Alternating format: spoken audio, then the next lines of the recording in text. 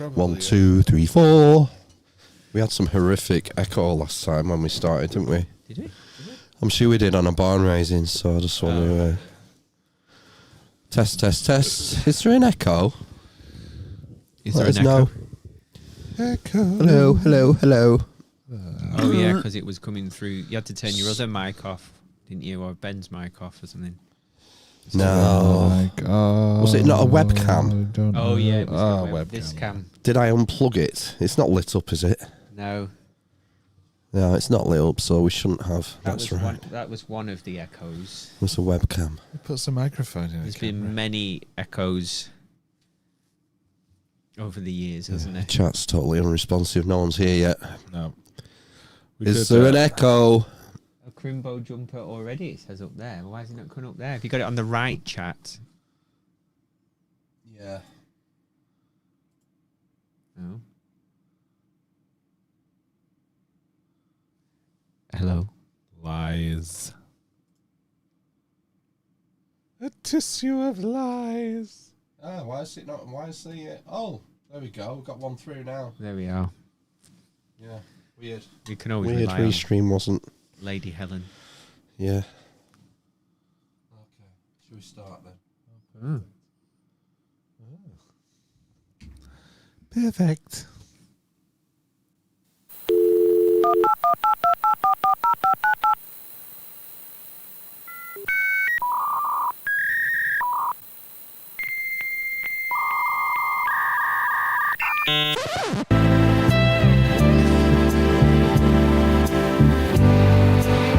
Hey guys,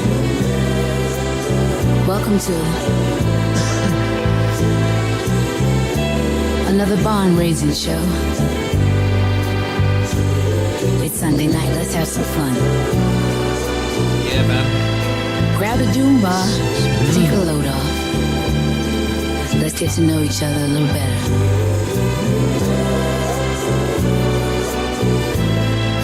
You know I love a good evening like this.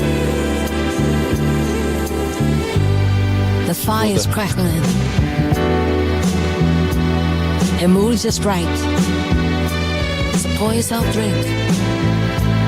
Let's unwind together. It's all about connection. And a little bit of magic tonight.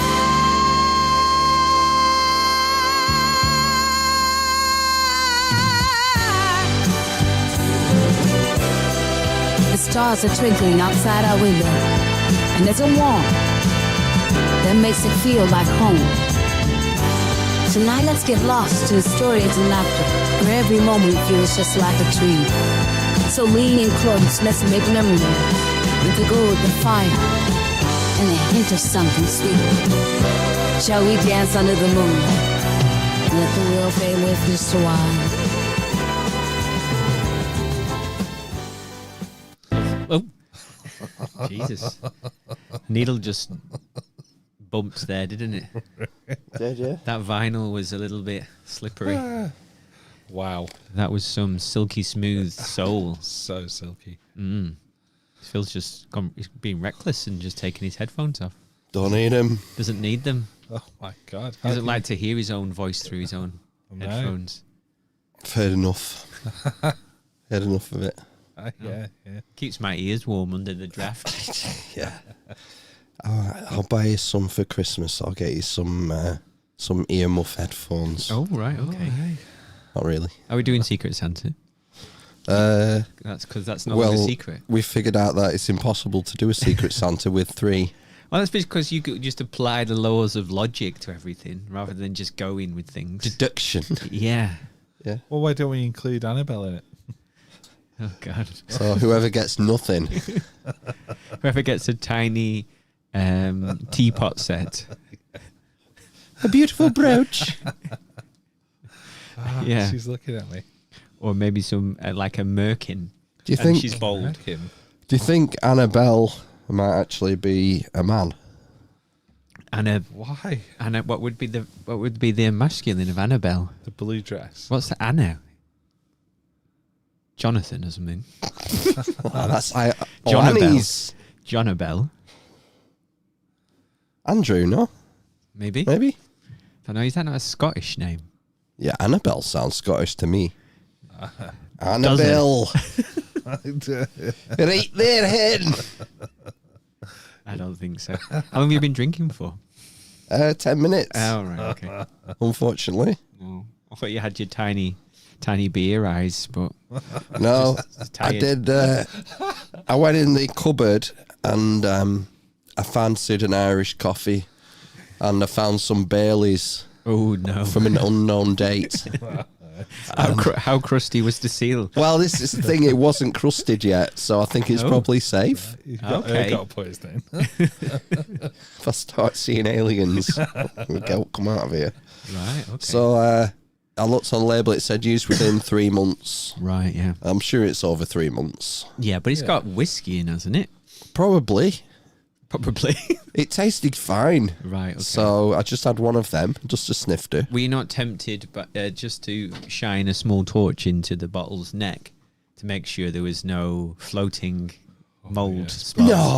No. Just when you're drinking it, go No, you got to live vicariously sometimes. vicariously Yeah. through somebody else Through mold. through That's through the spores, the mycelium in the little Baileys. Right. cordyceps. That's Okay. them living vicariously through you. Oh, maybe yeah. Yeah. They're gonna take over me. Mhm. Oh, shit. Oh well, I've done it now. I can't undrink it, can I? No, that's true. Well, I undrank a rehydration sachet after we went out last weekend. Oh, Undrank. Yeah, Did it come straight back up? yeah. So it was a dehydration session. yeah, basically. And I don't know what happened. I'd had all my beer and that was fine. Then I got home and I was fine. And then I thought my wife has bought, I can't remember what they're called. They're like in little, they look like big sugar sachets. Yeah, like high five or whatever they call it. I don't know. Energy thing. And then it's like electrolytes and sugar or whatever. does John Barnes sell them? Maybe. And you're supposed to use them to rehydrate. And people swear by having one of those at night. Sorry, before you go out, one after you stop drinking, and then one in the morning. But unfortunately I didn't have the one before I went out, and I undrank the one after stopping drinking. You did it all wrong. Yeah, and then the morning after I had one. You can't sue them if you do it all wrong. Follow the manufacturer's instructions. You Yes. fucked it. Well, I didn't fuck it. I just undrank it. That's definitely. What else does it have in it? Powder. Cumin. It's flavoured. Flavoured of what? Lemon. Some lemon, apple, blue raspberry is one. I had a watermelon one the morning after, which wasn't great. There's an orange one. Right. So all different kinds of flavours. Are you supposed to like put them in water? Yeah, I mean, I just didn't throw up. It wasn't like the cinnamon challenge. What do I do? Yeah. It was Do in you know, water. I have an idea. Next time, when you do your... Take it anally. Well, I mean, get Probably- straight yeah, into your probably work. bloodstream that way. Yeah, but would you dehydrate yourself in order to get it in the system? I would suggest Yeah. you get your pint of water, get your sachet, Yeah. throw that in the bin, and just drink your pint of water, Right. Okay. That's probably and that what will I- rehydrate you. Okay. But it doesn't have the electrolytes in. Yeah, you like probably Luke don't said. need them. You A know, litre of raw milk before you get to bed. Electrolytes are a conspiracy. are they? Yeah, By the electrolyte board. big electrolyte. Right. Okay. I didn't even have a takeaway either. No, normally I would have several takeaways on the way home. You don't have anything. Not on the way home. No, I wasn't feeling that hungry for some reason. I had a giant pizza before going out though. Yeah. I was quite full. I did well to drink 8 pints. was quite proud of myself. I've not been hammered since last time I was out with you guys, which must have been a year, Right. I think. Oh, we went to was it Chorley or something? Were you not Chorley. drinking that No, day? No, I had a gig. You do, yeah. Surely that looked good as well. No, me and Do that Matt were again. hammered that night. That's when we met the Israeli spies. Oh, yes. Yeah, they were very... They wanted to get out of there, didn't they? Yeah. Extract. Yeah. Yeah. Tango Charlie Foxtrot. Extract? Extract, yeah. Yeah. Rubbleizer. 3333. Out. Was this a dream? Yeah. Yeah, we've talked about it before. Yeah. It's old ground. Old On ground. a butt. It probably wasn't a barn raising, to be fair. Mm. Barn raising, first of the 4th century. This barn raising, 4th century AI, Amish Inquisition. 401. Yes. Yep. Oh, yeah. Welcome. It's episode 401 on 30th of November. Yeah, I'm Amish Bear.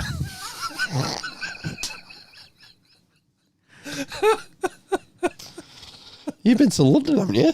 I have, yeah. How come you didn't get stabbed? I don't know. How do you know they didn't? Did you get stabbed? Not that I noticed. Could have been a really small knife.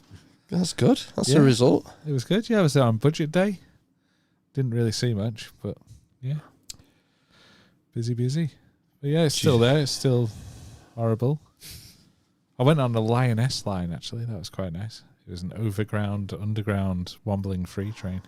Right. So, yeah, not done that before. Did you bring your phone back? Did you get your phone nicked? No, everything went quite smoothly. That's good. Yeah, it was. I walked from South Hampstead for about 800 yards and didn't get mugged or trip over any homeless people. I don't know. It was all. How busy was it? Absolutely fine. Was it very busy or not very busy? It was busy. Mm. It probably wasn't as busy as it gets in London in the touristy places. Right. Yeah. But Euston was mental, as it always is. Yeah, it's really busy, Euston. I found. When we arrived there, they had they closed the doors of the station because I think a load of trains had been cancelled. Right. And it was like the zombie apocalypse, basically. There's just swathes of people queuing and wanting to get into the station. They weren't letting anybody come in. God. Like thousands and thousands of people to smash through them all. That's horrible. That sounds terrible. Where are they all going? All over the country. Yeah, they're trying to get on trains, basically. To get out of London? Yeah. There's a Caledonian. I thought it was the other way. I sleeper. thought, was it at home time? No, so middle of the day, sort of. So we arrived just after 1, maybe 1:30 in the afternoon, and it was packed. It always is. I mean, when my only business trip to London, when I picked up a laptop, which for some stupid reason, in my entire life, I came into Euston and it was just packed. It's like shoulder to shoulder at 5 o'clock or whatever to get home. It's awful. You're all waiting in that central hall where it shows you when the train's here. It says, "Oh, we'll tell you in a minute. We'll tell you in a minute." Yeah. Platform 3, and everyone goes, "Fuck off!" all the way, like legging it. Ah, shit, get out of the way. Yeah, It's my not train's- very big, is it? That's the other thing. No, But we went to is it King's Cross with the Harry Potter thing? St Pancras. No, I think it's No, King's King's Cross. Cross. I think it's King's Cross. I went to St Pancras as well, just to look at the lovely steelwork of the roof. They're right next to each other, aren't they? I didn't Yeah. realise they were so close. But nobody was impressed except for me. So they just everyone had a wee there except for me Right. in St Pancras. So they had but you have to queue.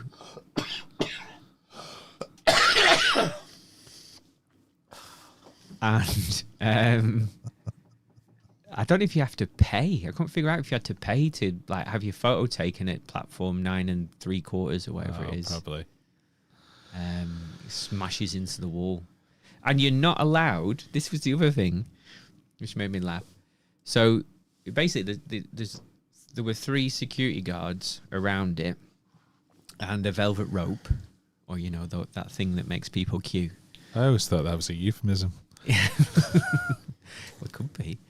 And so what you could have done is rather than queuing up and then like have your picture taken like, you know, with your someone holding your scarf for you, holding on to the trolley, like smashing it through the wall, you could have just stood to the side, like you could have gone to anything like that and have your picture taken, but there was security guards stopping people from not having an official, not queuing up basically, picture taken. So, no, you can't have it, you can't take a picture.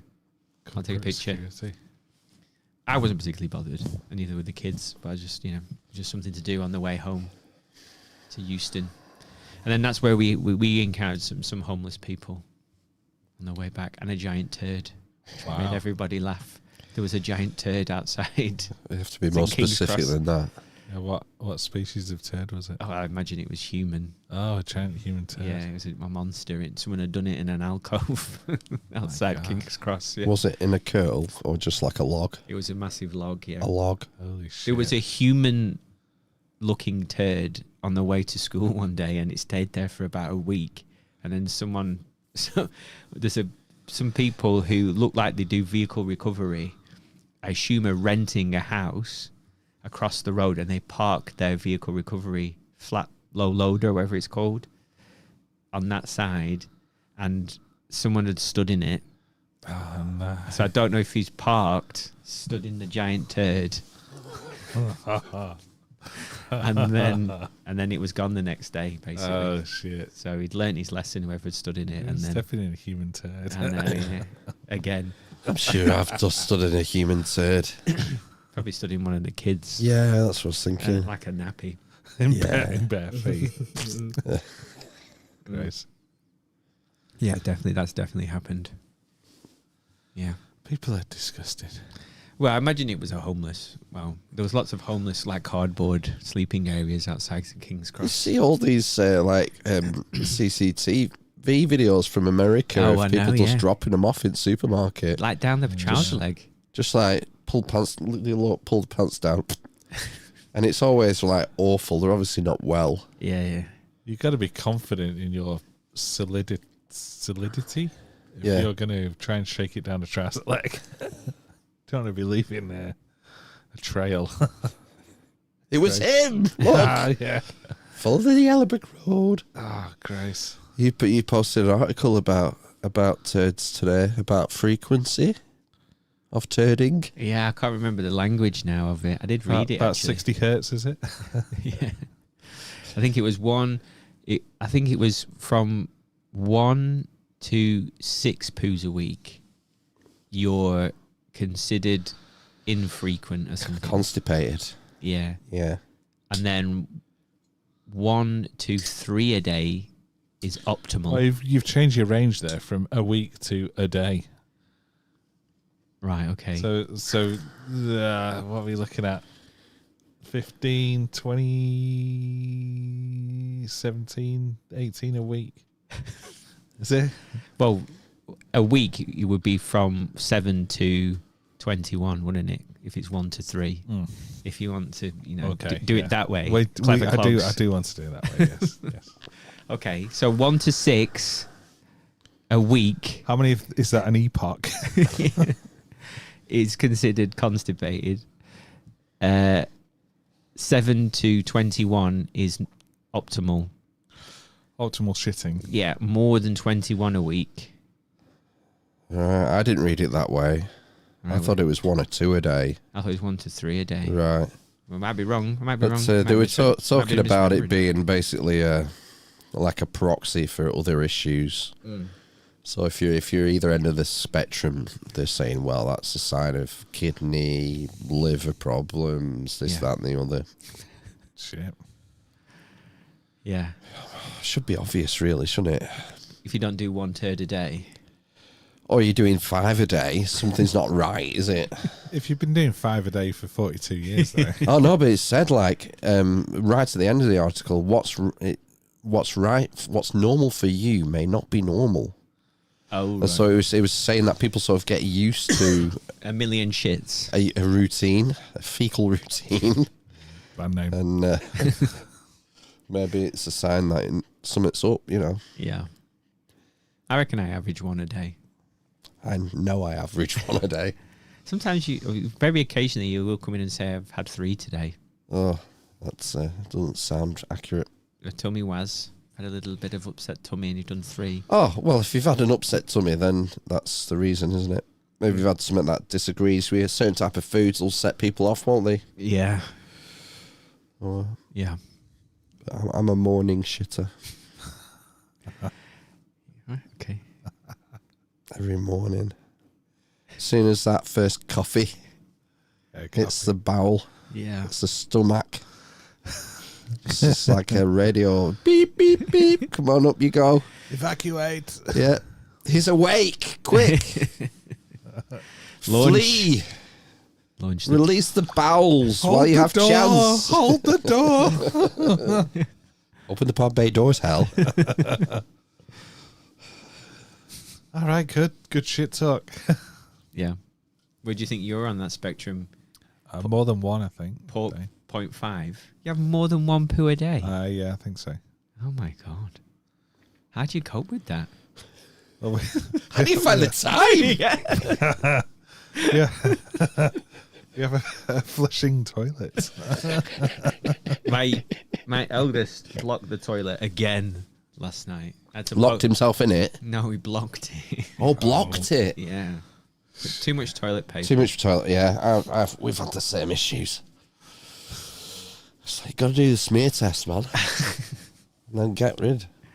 Yeah. A flush as you go if you're going to be like proper mental about how much toilet roll you use. I know, yeah. Yeah, so that's been explained to him. I tried to use the Socratic method with him, right, in order for him to come to the realization. Bummed him. Wow. But he couldn't. I couldn't get him there.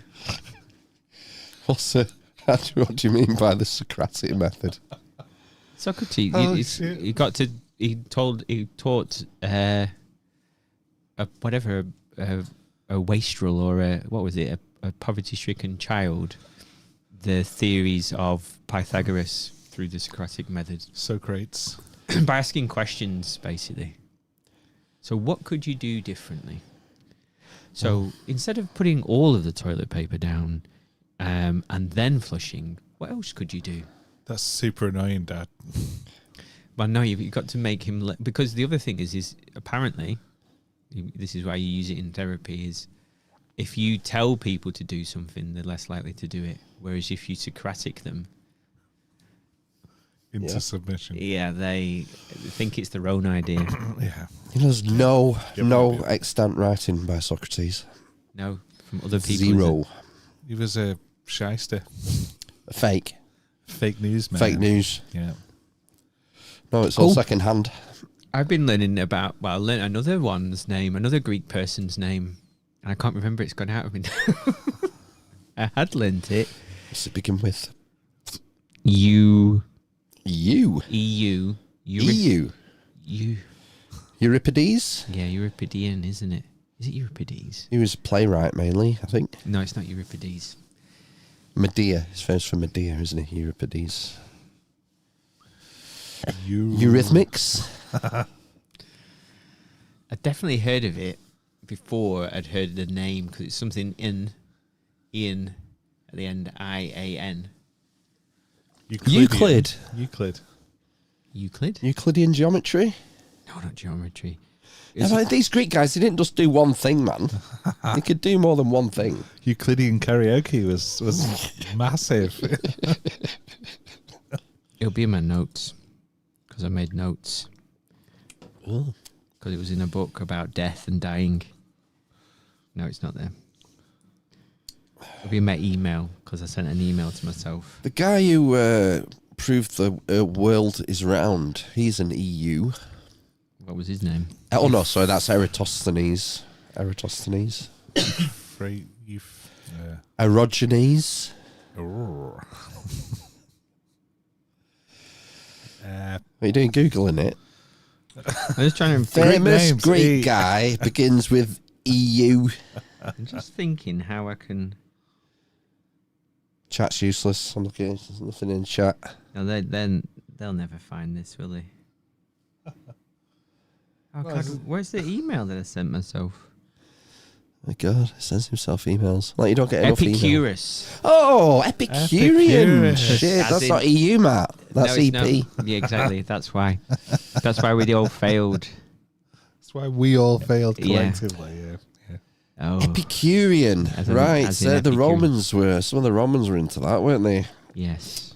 Would that be what's the like the foundation of Epicureanism? What's the underlying thread? The mortality of the soul, the ultimate nothingness of death, Oh, and the argument of symmetry. Holy shit.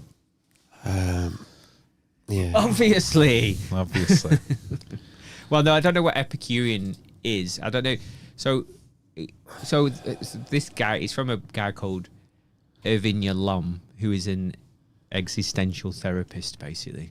Right. So I think Epicurean is about developing meaning in your life, essentially, because that's what existentialism is about. Therapy, I believe. Panicking about big stuff and where you fit in. That's an existential crisis, isn't it? Yeah. Whereas in existential therapy, you want to create. So it's like man's search for meaning is the guy who created it, basically. Victor Frankl. Yeah.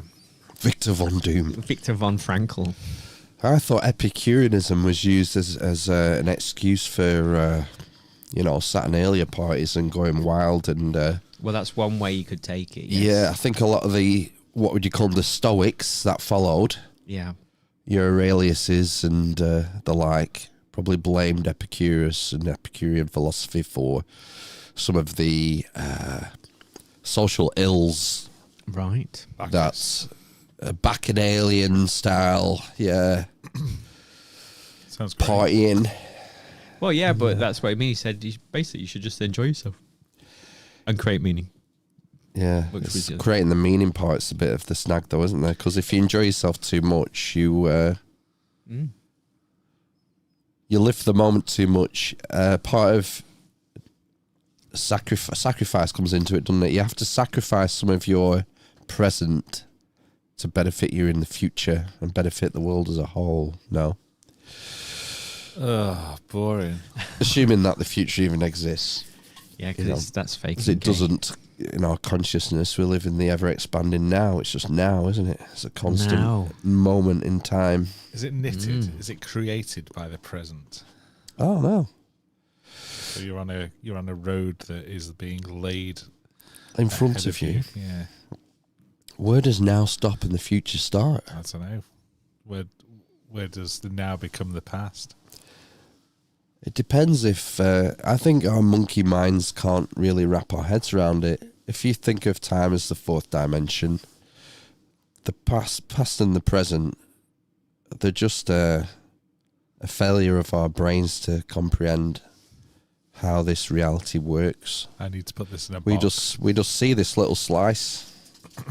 Time is all happening. Everything that's ever happened and will happen has already happened. And we live in a little slice of it called the moment. But because we're stuck in this dimension, we can't see outside of it. That's going for the cake. It's dense. It's dense. Do you want to play it in a fork? It's dense and damp. That's what you want. A dense, damp cake. It's got some weight to it. Yeah. How much lard is in there? I don't know. Not a lot or any. I don't know. Do you think it was made with margarine or butter? What would you say, Butter. stork or butter? You've got Benecol at the moment, I think. Oh no, they won't have made a cake with Benecol. No, it'll be butter. Normal butter. Right, okay, good. Yeah. As it should be. Mm. Yeah, I don't know. Time's weird, wasn't it? Yeah. Time we move on. Yep. Would you like me to? I did some AI notes on an interesting story. Did you hear about the two American people who were arrested for their plot to invade a Haitian island, I did, yeah, and enslave all the women and children.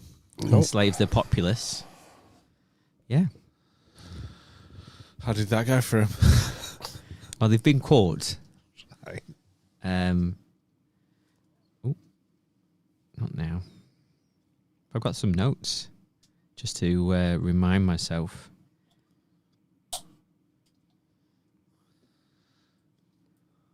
You want some reminding notes music?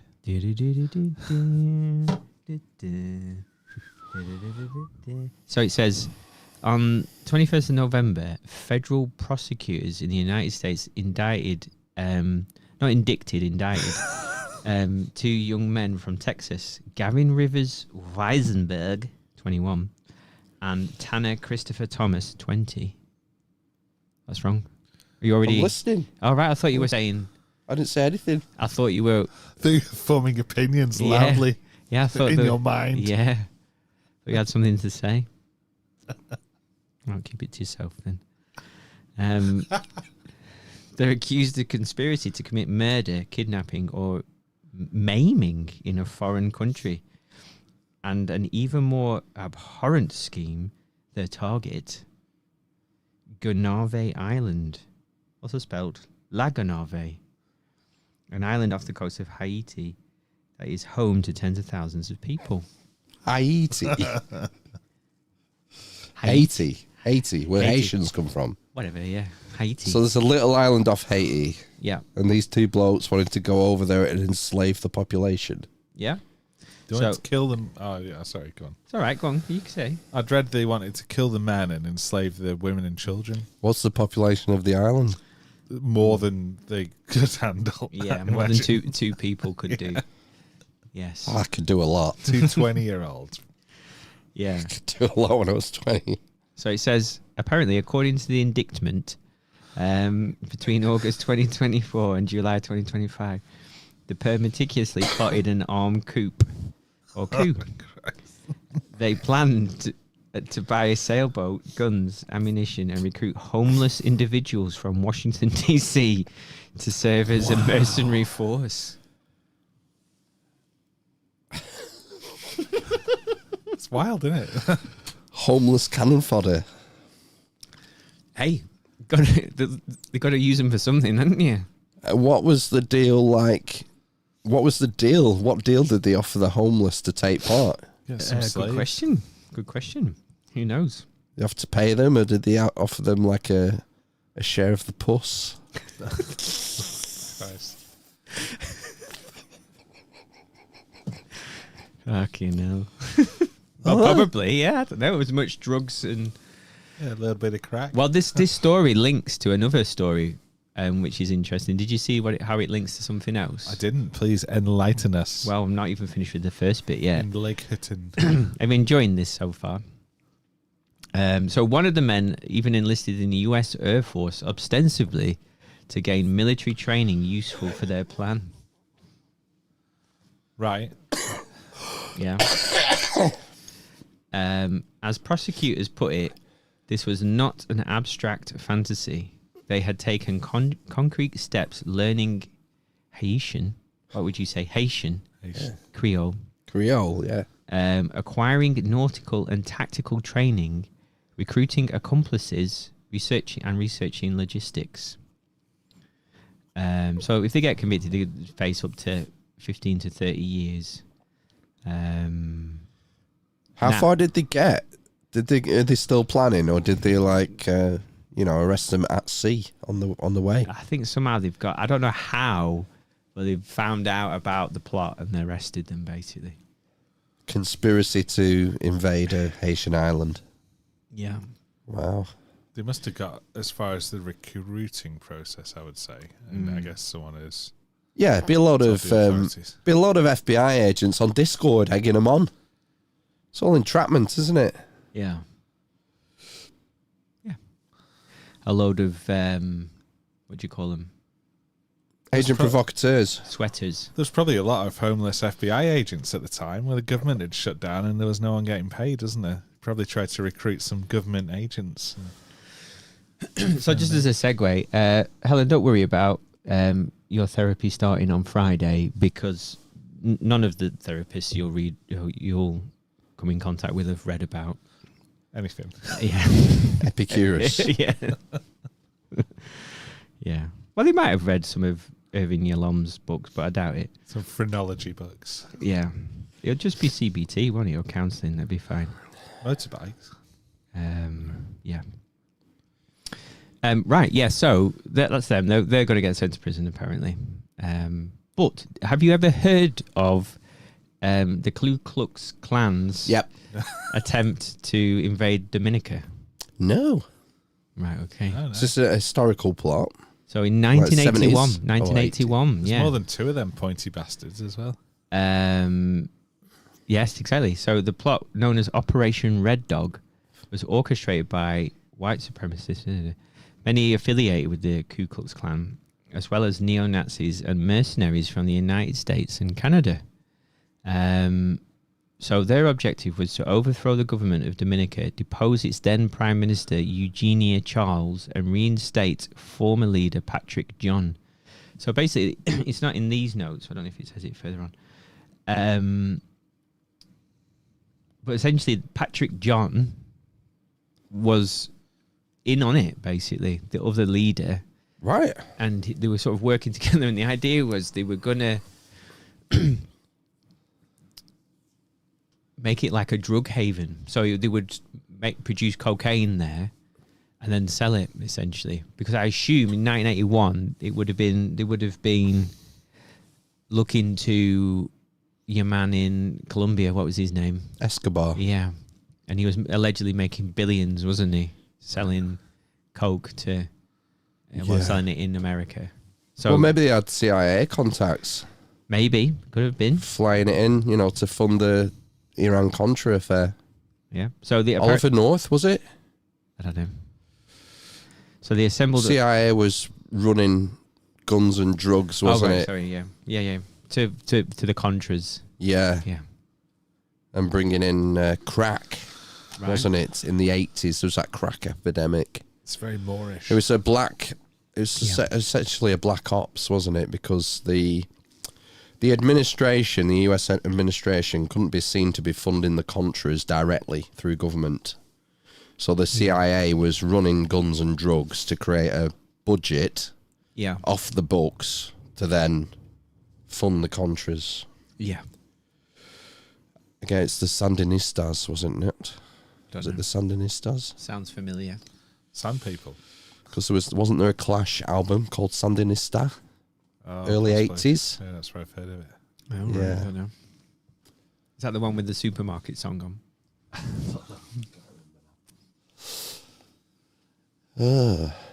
So how far did the KKK get with taking over Dominica? I think they got a bit further.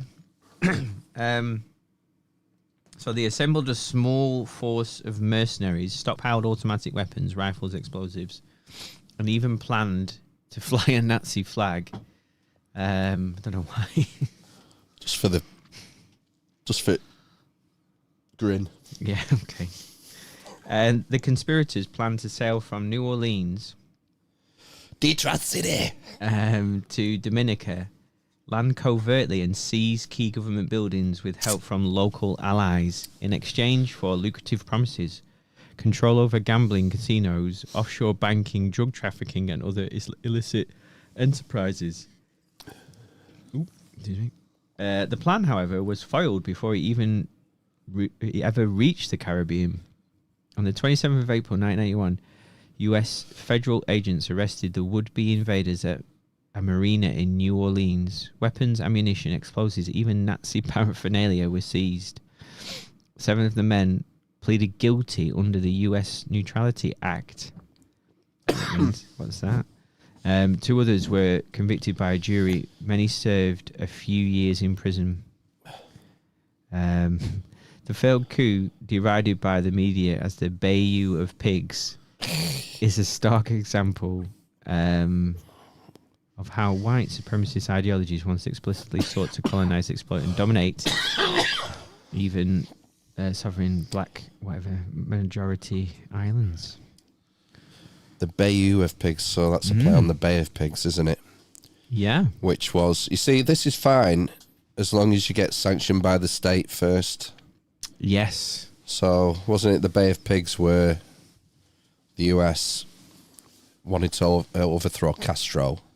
Yeah. So they landed on Cuba with armed Cuban friendlies Yes. to try and stage a coup. And were they not tipped off or something? They were annihilated, I think, weren't they? And they were not tipped off by some, I don't know, some spies or whatever. Maybe. And maybe the US support wasn't there. That was meant to come. Oh, that was it, wasn't it? I think they got cold feet, didn't they? Yeah. So they didn't send the gunboats and whatever. It was a huge shit show. Nearly ended JFK's presidency. They found another way around that. Well, just think how great that Louis Theroux documentary would have been with those two guys before they got arrested. Would have fit right in with the early weird stuff that he Yeah. I know he does a podcast now, doesn't he, with celebrities mainly. He's on a TV show, hasn't he, recently as well, on BBC Two with like celebs. So he's just doing Actors. celebs now. Well, it's like actors and singers wasn't it? Ashley Walters was one. There was this Ray. She's a singer, isn't she? Ray. Yeah. And that's the only two I can remember. Okay. He did one with that. I don't know if he's a WikiLeaks. Was it Snowden? And he's gone. She's gone trans. He's gone trans. Oh, Snowden hasn't gone trans. Oh, is he living in Russia? Oh no, the guy the guy. The guy who leaked to Snowden Right. Okay. went trans, didn't he? Bradley something. I don't know. The one who got sent down. So Snowden fled to Russia, didn't he? And the Marine, he was a Marine. Yeah. He got sent down for a long time. But got pardoned, I think, and came out trans. Yes. Yeah. I think Obama might have pardoned Them. It. Yeah. Yeah. He was in solitary confinement for a horrifically extended period. Yeah. Which will turn anyone mental. Yeah. Not saying there's a link there. I've also got some notes. Would anyone like to hear about horse eggs? Ben has found A conspiracy. probably the best conspiracy rabbit hole I've heard of, at least this year. I'm just on the periphery. I've not gone in deep just yet, but I can Deep give you into some, the hole. some sleeve notes. So, it says here, there is overwhelming evidence that horses used to lay eggs. The practice was documented until the early 1900s, and the agriculture and pharmaceutical industries quietly erased it once they realized how valuable those eggs were. I spent 6 months... Hang on a minute. Let's just stop there. So it's the value of eggs. Yeah, but why would a horse egg be valuable? Because it's massive. Because instead of needing 100 hen eggs, you only need one horse egg. Yeah, you want to make a cake for a wedding? One horse egg. Biomedical research. That's where the value is. What a horse. Or that albumin. You know what kind of... there's something used in... a drug that's it's derived from horse placenta or something mad like that. Come on, Ben. I don't know. Horse. Do you not read that thing you sent?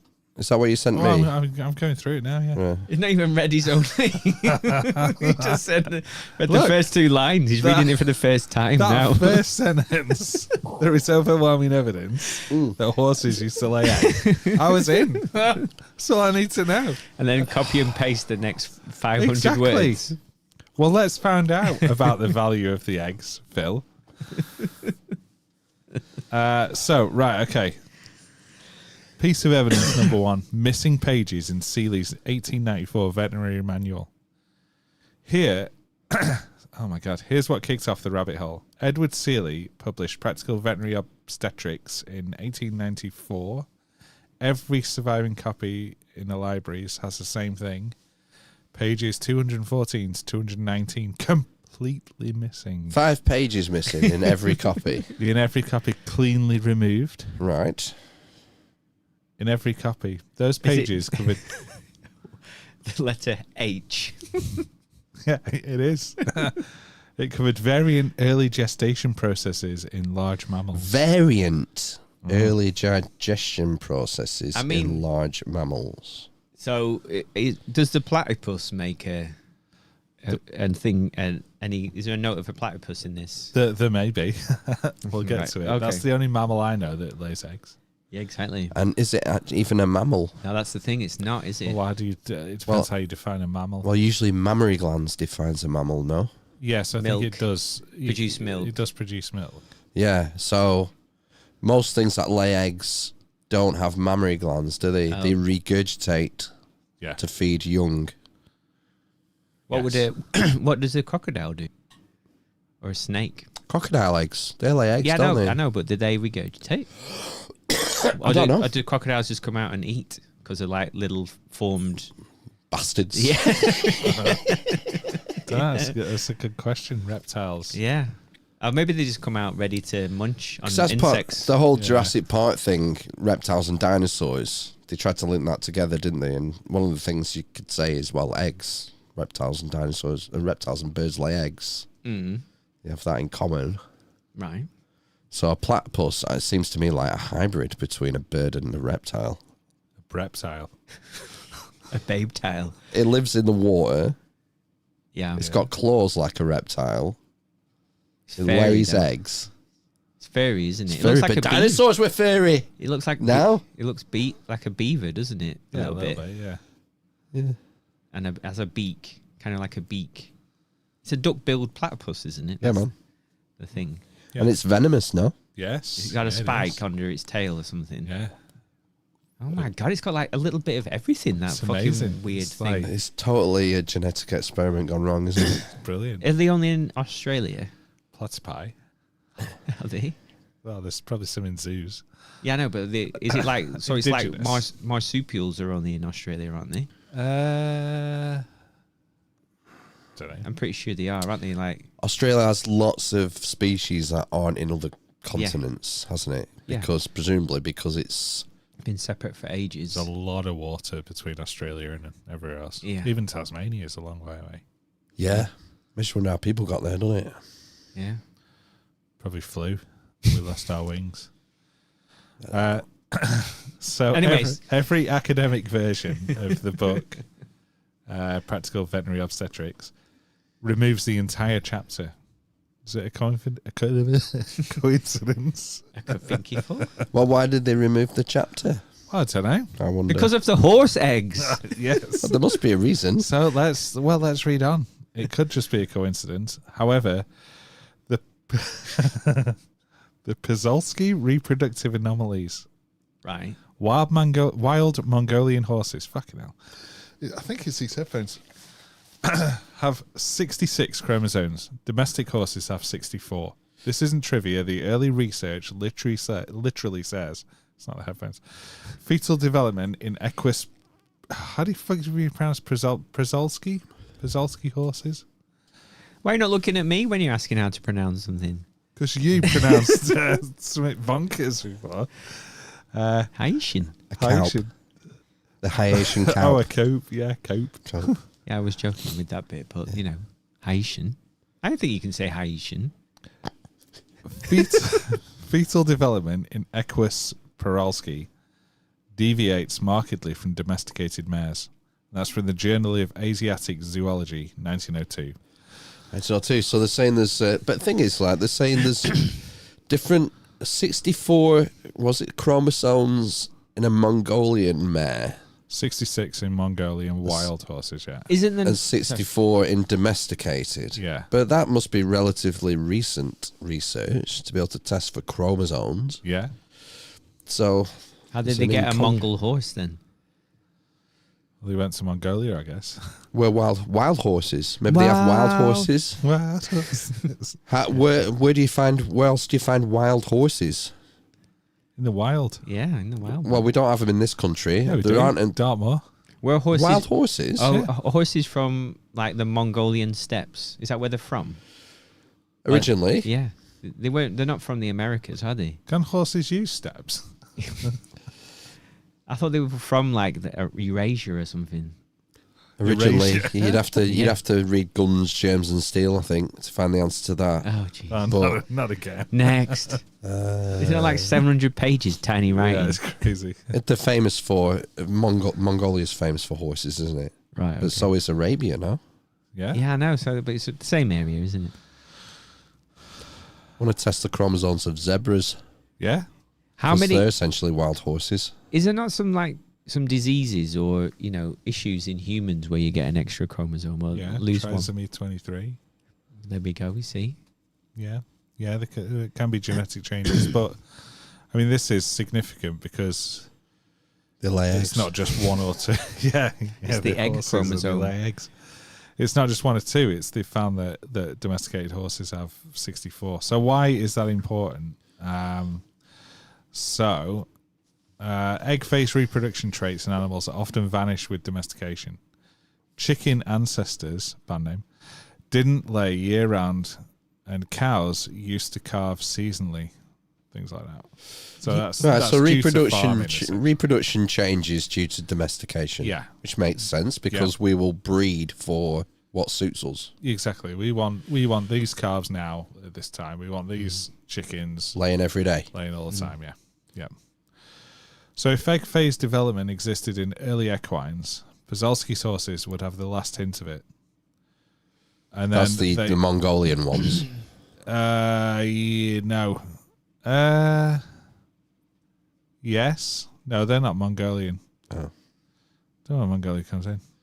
Anyway, so they're saying odd reproductive cycles that nobody can explain, which I think is a little bit of a stretch.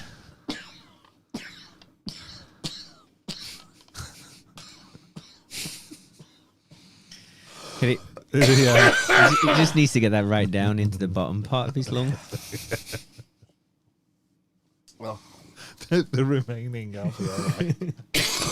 Oh, jeez. That was a producer. Can you pass me a plate and a fork just whilst he's some cake, yeah. droning on about this? I know. Horse Honestly, eggs. we'll all be talking about it in weeks to come. Classified equine embryo research, 1920 to 1945. Thanks. During World War One and Two, the USDA, who are they? That's what US that's who you deal with, isn't it? no. That's the FDA. US Department of Agriculture, I imagine. Yeah, makes sense. And multiple European ministries classified livestock reproductive studies. Classified livestock reproductive studies. When was that? During World War One and World War Two, Right. the USDA and multiple European ministries classified livestock reproductive studies. That's weird. It is weird. Oh, and you can confirm this yourselves, dear listener, through declassified FOIA requests. Right. Why classify horse embryo research? Who knows? Why? The papers reference externalized embryonic structures. Sounds an like egg. An egg. Yeah. Preliminary extraction materials. Extraction. Nice. Off mammalian developmental environments. Off mammalian. Off mammalian. What does that mean? Is that hyphenated? Off mammalian. It is. What's It off is. mammalian mean? Non-mammalian, Yeah. I would probably would have said. Off. Developmental environments. So that would be like factory. Oh no, off mammalian. So it'd be specific. Well, Factory-made avian. mammals. Avian. Yeah. avian. So not only did he lay There'd be a eggs, but he nest could of fly. horses. Yeah. Horses making a nest to lay their eggs Pegasus. in. Did Pegasus lay eggs? Oh. Yeah. Right? That's maybe what. Oh, you're interested now. Yeah. Elite racing stables with sealed bloodlines. This is a bit kind of Rosicrucian now for Right. horses. Certain lines in the UK, Japan, Dubai, and Kentucky have zero public breeding records for key mares. The official reason is proprietary breeding knowledge. Okay. I mean, I think we all know how it works. But these same stables conduct private reproductive research, employ vets under NDAs, and inject millions into reproductive optimization programs. I mean, I can see a reason for having vets under NDAs For racehorses, yeah, definitely. because it's like insider trading, isn't it? Absolutely. if you know the horse has got a gammy leg, you can phone your mate and say, put 10 quid on, Yeah. Holly Willoughby on the next race, whatever, instead, because... Yeah, he's kind of like whoever's written this article has answered his own question there, because he said, these are horses worth tens of millions, yet nobody is allowed to see their genetic data. Why? Well, because they're worth tens of millions. And he or she or they or whatever, or this AI bot who's created this this thought in my head has said, because those mares come from the egg-producing variety of horse. Yes, the ancient egg-producing horses. That just made me think, surely somewhere someone is genetically creating the perfect horse. Yeah, definitely. Definitely in China. Are they into the horse racing in China? Massive, yeah. So, must be going on there. Yeah. And pigeon racing. They like pigeons there, don't they? Yeah, I think any kind of cat racing going on. I don't think there's cat racing. They're difficult to herd. Yeah. So, getting them in a trap would be... what about greyhounds? Did you do greyhound racing there? Probably. Yeah, there's a lot of gambling goes on. Maybe there's a all around niche. The world. For flying, like, egg horse racing. Flying greyhound racing. Yeah, why not? The sky's the limit. Veterinary school archives are literally locked. Check any major vet school. They all have restricted collections from early 1900 to 1930. When asked why they're sealed, the official answers are outdated practices, incomplete data, ethical concerns, or fragile documents. Yet several archivists on this topic have confirmed entire reproductive chapters are missing from the public record but exist in sealed archives. Why would fully scientific, non-dangerous anatomy notes be sealed away? Unless they contain evidence of something no one wants to revisit. So, oh no. It's the best bit. Drop the icing. So, why are they hiding the horse eggs again? I still don't know. It's a conspiracy. How far down are we? We're lacking a motive thus far. Yeah, we're just looking. We're on 7 of 10. So we would hide a horse egg because horses are valuable, is one reason. Yeah, horse. Well, yeah. But then, is this not the tip of the iceberg? I think this. We haven't got to the why. We're just on. We're still on the how. Yeah. So the horse. So what's the point of the horses being expensive? So the horse egg, the horses that used to lay eggs or lay eggs are super horses. Super horses that win races. Yes. Right. Well, okay. Yes. Yeah. Okay. Yeah. That's like fine. an elite bloodline. Okay. Okay, 1910, several veterinary manuals still referenced external early stage gestation in horses. What? Say that again. In 1910, several veterinary manuals still referenced external early stage gestation in horses. That's strange. Now, I think that probably refers to horse eggs. Artificial insemination. Earliest, because you think about it's an odd way of saying it, but external early stage gestation. It's the earliest stage of gestation, which is conception. Sperm and an egg. You're talking about that happening externally. That to me says more towards artificial insemination than it does Wanking a horse. Yeah. So in 1910, they started wanking horses off, and this guy thinks it's egg laying or something. Yeah, he might be right. I will suspend disbelief for the meantime. By 1930, every trace vanished. During that time, veterinary boards were standardized, early pharma companies consolidated, livestock reproduction was commercialized, and multiple obsolete biological theories were quietly thrown out. When industry standardized, messy truths disappear, especially the inconvenient ones. Who benefits? What's the point? Cui bono? I've got my pants. This is where it gets uncomfortable.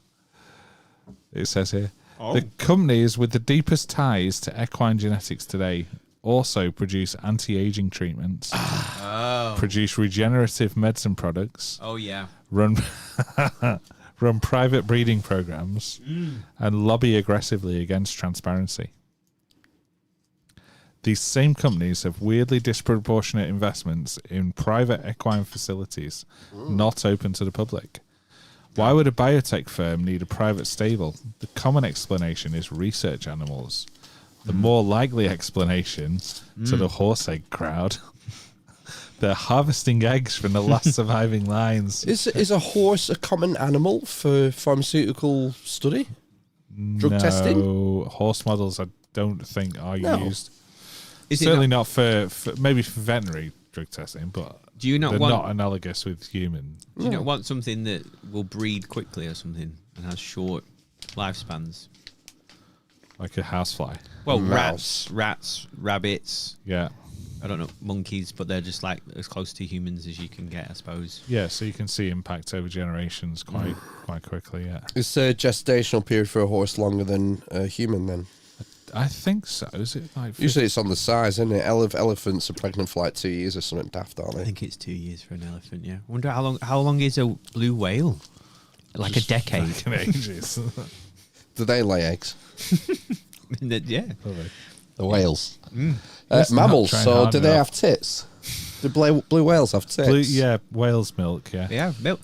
I've been reading with my. Milked a whale. with- I thought you were going to say. Pardon? I thought you were going to say, I've milked a whale. Can you just say that again? Sorry, I just couldn't quite hear you. I thought you were going to say, I've... Go on. Go on.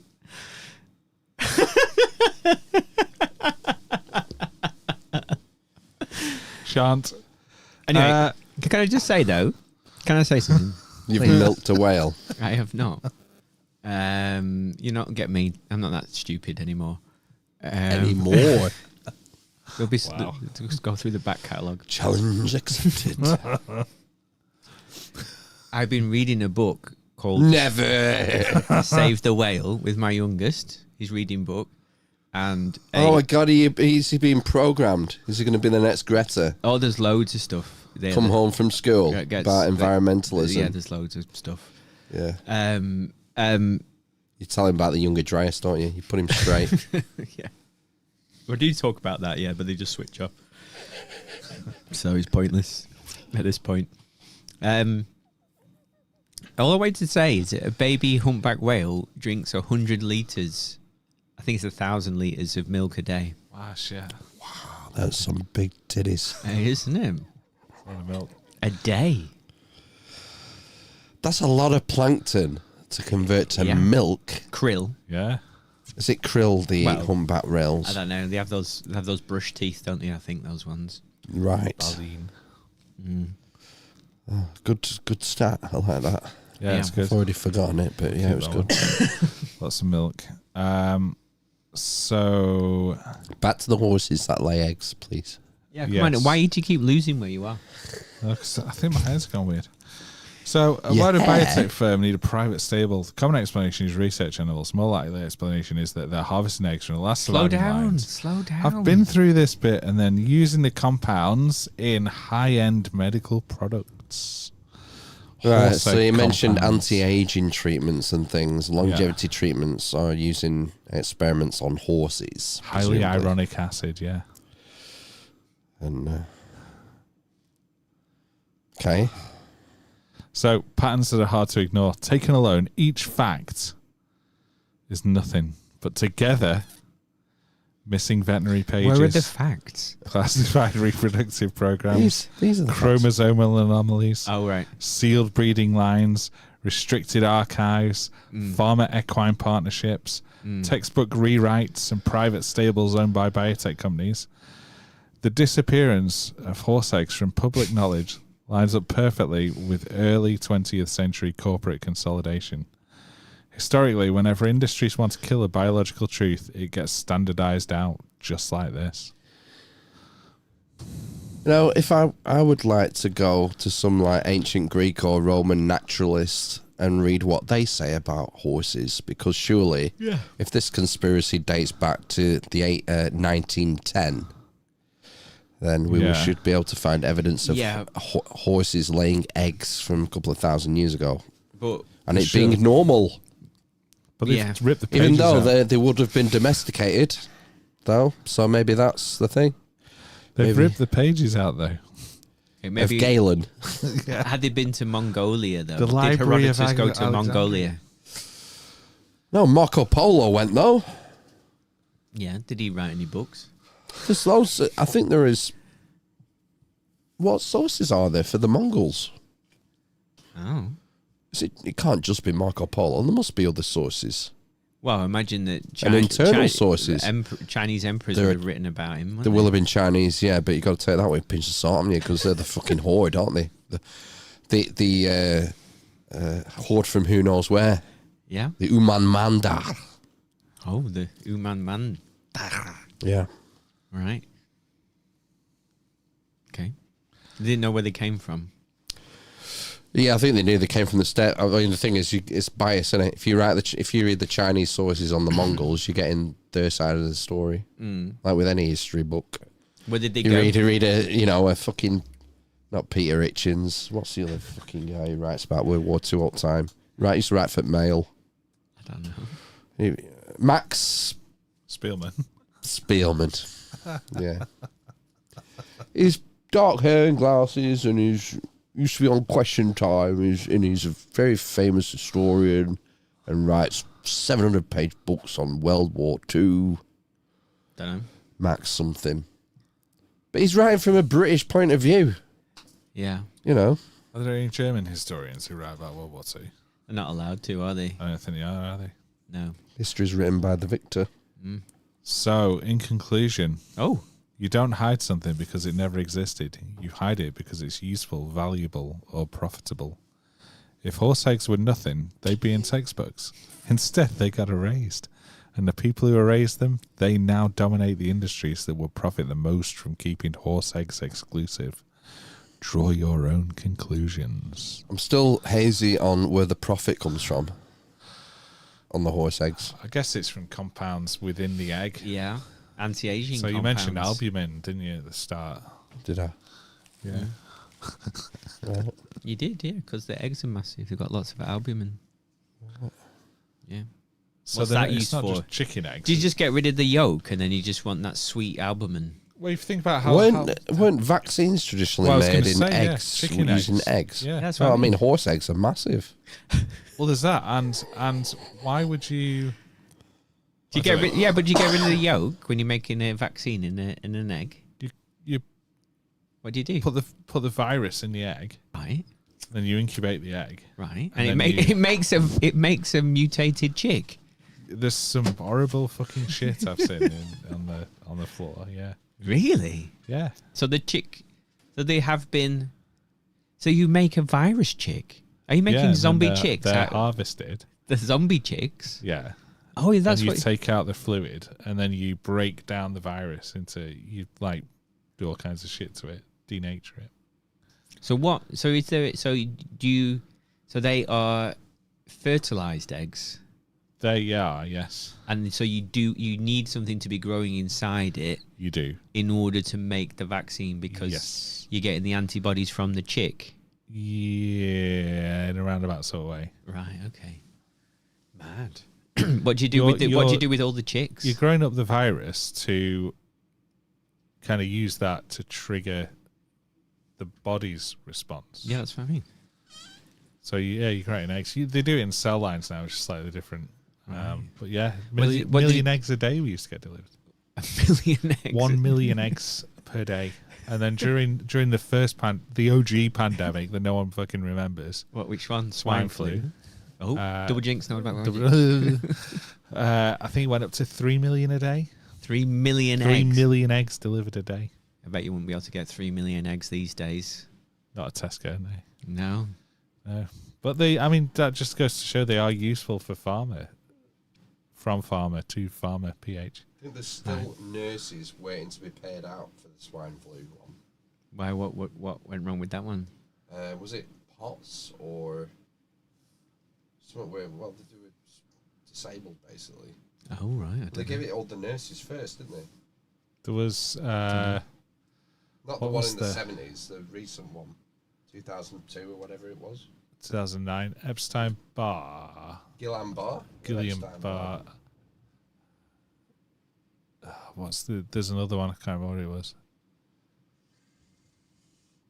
Yeah, anyway, so there's so eggs are useful essentially. So imagine how much more useful a horse egg might be if it's got some special properties. So somewhere there's being delivered 1 million eggs into a pharmaceutical factory. I worked in one pharmaceutical that had how many horse eggs delivered to it? Horse eggs were helicoptered in on a weekly basis. How many though? Just one golden horse egg per week. And but it sounds absolutely bollocks and bonkers, which I love. I mean, horses don't currently lay eggs. How do you know? I don't. How do you know anything? You don't know, do you? You don't know nothing. No, you don't. No. Happy to walk around knowing nothing, I think. Thinking that horses give birth to live young.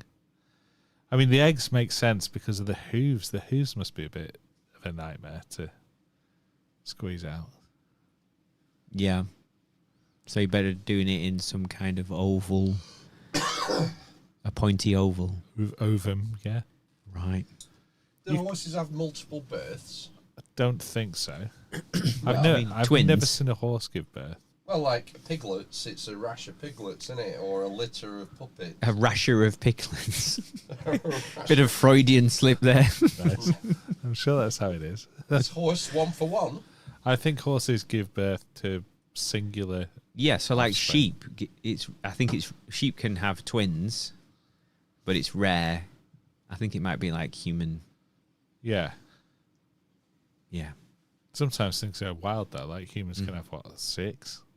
I think 8 is the record, Is is it it? 8 octomum. Yeah, octomum. You got to count the nipples. How many? If horses only have 2 nipples, That then, makes a lot of sense. Yeah, you're right. It's normally 2. Yeah. Max 2. And if they don't have any nipples, you know they lay eggs. Yes. My Cocker Spaniel has 13 nipples, which is weird. Wow. It's like 1 extra, I'm sure. I'm sure we used to call our dog 9 nipple. 9 nips. So she could pop out 9. Yeah. God. Yeah. Right. So yeah, I don't know. Horse eggs. It's a bonkers conspiracy theory. It won't gain any traction. I don't think. I mean, it's already caught traction on this podcast. Hasn't at it? least. Just yeah. And But who knows what's going to happen now when it goes out to our thousands of listeners. Absolutely. And what I like about it is it's fairly innocuous. Doesn't require you to, pick a side. Well, I'm on the side of the horse egg versus the horse egg versus the non-horse eggs. Yeah. You're a horse egg I'm an egg. truther. Yeah. A horse egger. Yes, horse eggs are round. Do you think they'd be spherical? I mean, they could be I think cuboid. they could be a disc. Oh, so you give birth to like a portal. Yeah. The horse goes out. It like I mean, that's just as wild. There's a few extra steps, but it comes out dehydrated in a disc egg, and then it has to rehydrate with the nipple. you have to undrink it. Exactly. Yeah. Yeah. Wow, shit. Yeah, horse egg. So that piqued my interest this week because I thought, oh, this is new. This is better Never than doing heard that work. one before. Yeah. I'll just read this. Was for it half an on? hour. Where did you find it? It was on Reddit. Yeah, of course. Have you signed up? Have you given over your ID for Reddit? No, why? Because you have to, don't you? Well, if you want to see anything over the age of 18 on there, and in fact, I think just to go on it. Am I misremembering this? No, you don't. I've not been asked. No, it's just for the 18 plus stuff. Like the porn. Like anything 18 plus? No, because I still see, like, I saw someone getting, like, in a car crash today. Yeah, you That- shouldn't be able not to see safe that. for work sake. You shouldn't be able to see that. No. It's not I working. mean, full stop. The but safe, yeah, it's not working. the safe internet is not working, is it? Well, I think I know what you're referring to because I think that Reddit have put in age gates for pornographic material, but they haven't extended it to like fucking mad shit that you can also see on there. Right. Okay. Yeah, which is right, because that is arguably worse for a young mind to see than a pair of nipples. Yeah. So, get it right, internet. And horse eggs. So, Yeah. yeah, I was on the train back from London. And I picked that up and thought, I've realised as well that I get very sick on trains now. Really? Why? So the last time I went to London, I don't think it's just the London train, but it's a coincidence. Last time I went to London, I felt like, I feel a bit sick. I was working. I was doing something on a laptop.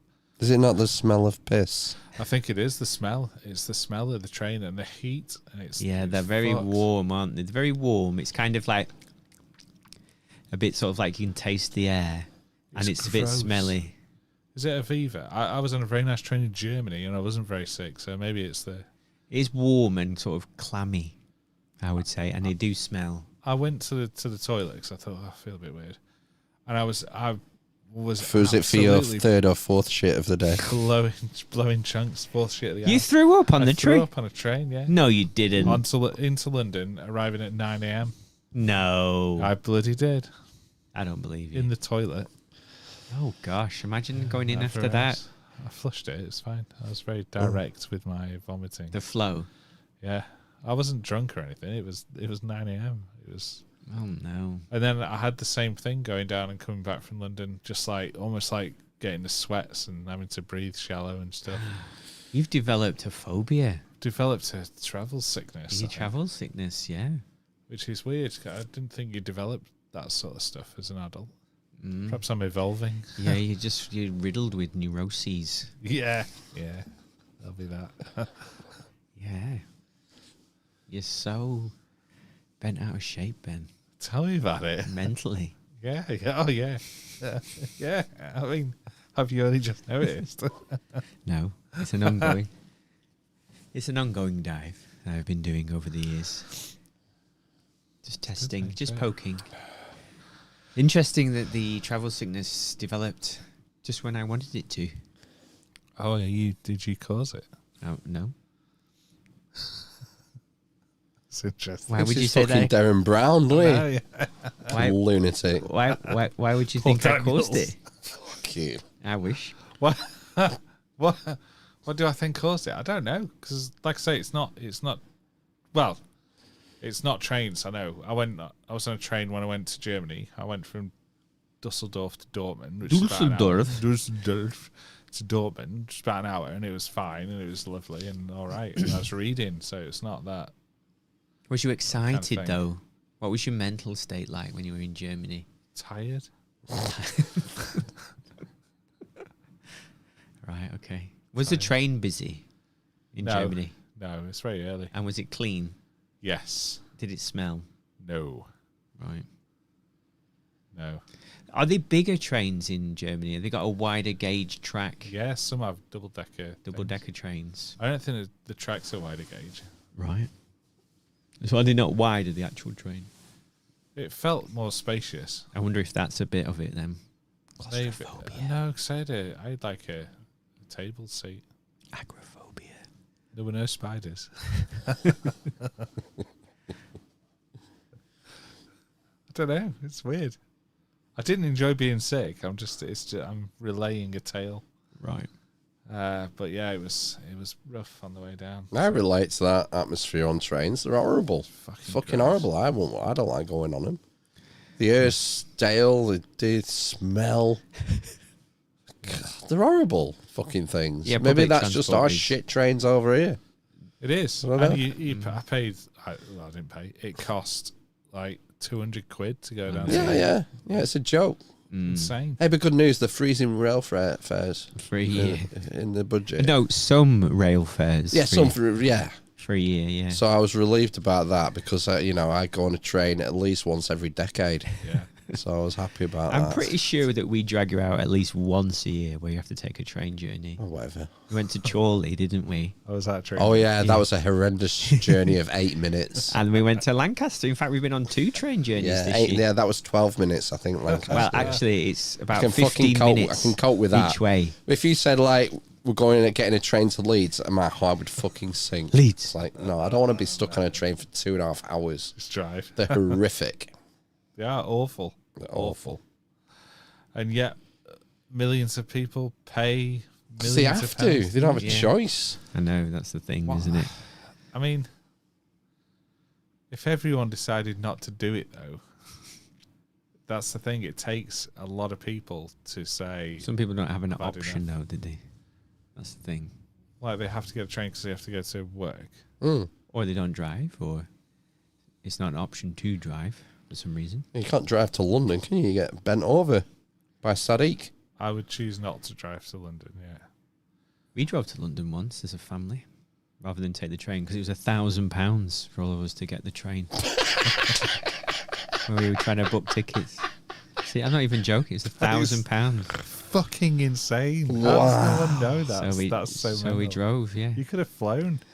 I You know. could have We bought a car and just left it in London. Yeah. should have done, shouldn't we? We contemplated flying, but it was it would take probably as much time, because you have to check in and all the rest of it. You have to be there 2 hours early, don't Even you? on an internal, you got to be there 2 hours early. Yeah.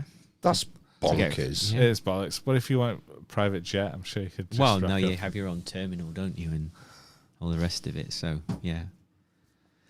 So yeah, we looked into all of that. So you could fly to Heathrow, couldn't you? And then get the train in, and then that's a ball ache, isn't it? So it's like 4 hours. Well, it's like a half. Is it an hour flight? I can't remember.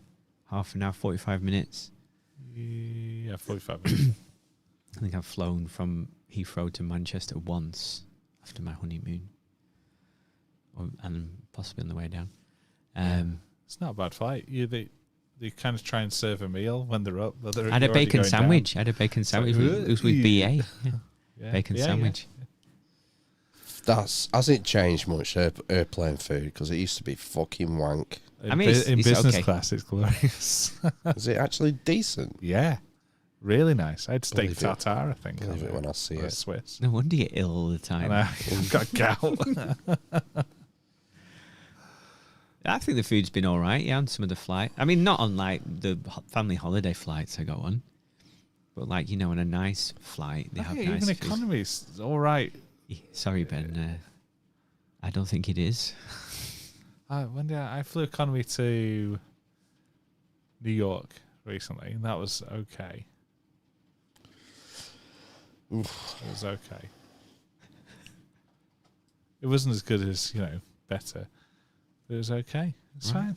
Okay, that's fine then. And I don't feel sick on planes because you don't smell like shit half the time. Yeah, I mean, I think in the summer they do a bit because there's such a high turnover. They are a bit sort of, you can taste it, how Recycled dirty air. they are, yeah. And like people have literally just got off half an hour ago, haven't they? And they're fueling the plane whilst you're on it, kind of thing, or whatever. The EasyJet routes to the holiday destinations in Europe, I guess can get a bit. Like they just turned around, aren't they, in like an hour or whatever? Full of louts. Yeah. Yeah, I don't know. But yeah, you can fly. You can fly down. You could probably, for £1,000, hire a helicopter No. pilot. to Fake take you news. down. Fake news. I bet it's not far off. £1,000. £1,000 return flight to London from wherever you are. I think we definitely could have flown for like 50 quid each or something. You've got to get ridiculous. to Manchester, don't you? Yeah, that's the other bit as well. So it was like 5.5 hours, 6 hours to drive to where we wanted to go. I Where bet. our hotel was. I bet helicopter's the way forward now. But I'm quite interested in learning a chartered helicopter cost. Just look up Michael Owen. Easy. Oh my god! Right, I was watching some football match a while back. It was a night match, like an 8 p.m. kickoff. Yeah. On the dodgy stick, and end of match came, and maybe I went out to have a fag or something or whatever, and I came back in. just as a show was starting, and it's hosted by Michael Owen and Howard Webb. Oh, it's the referee breakdown of the match, isn't it? Yeah. Wow. It's such a charisma vacuum. You've never seen anything like it. Is that still going on? That I saw it recently. right? Okay. It's tragic. Is it on TNT or something? I think it is. Yeah. It's kind of I don't know if it's a tragedy or a comedy.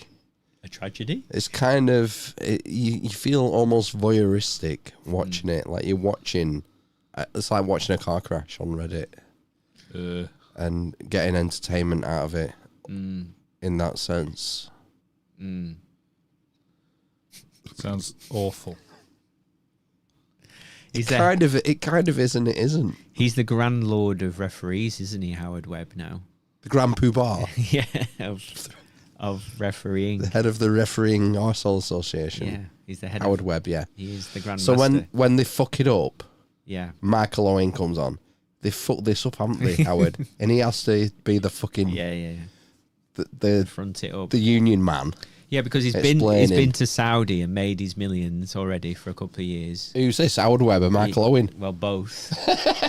And now he's back because Right. he's probably got his kids are want to date some boys or whatever.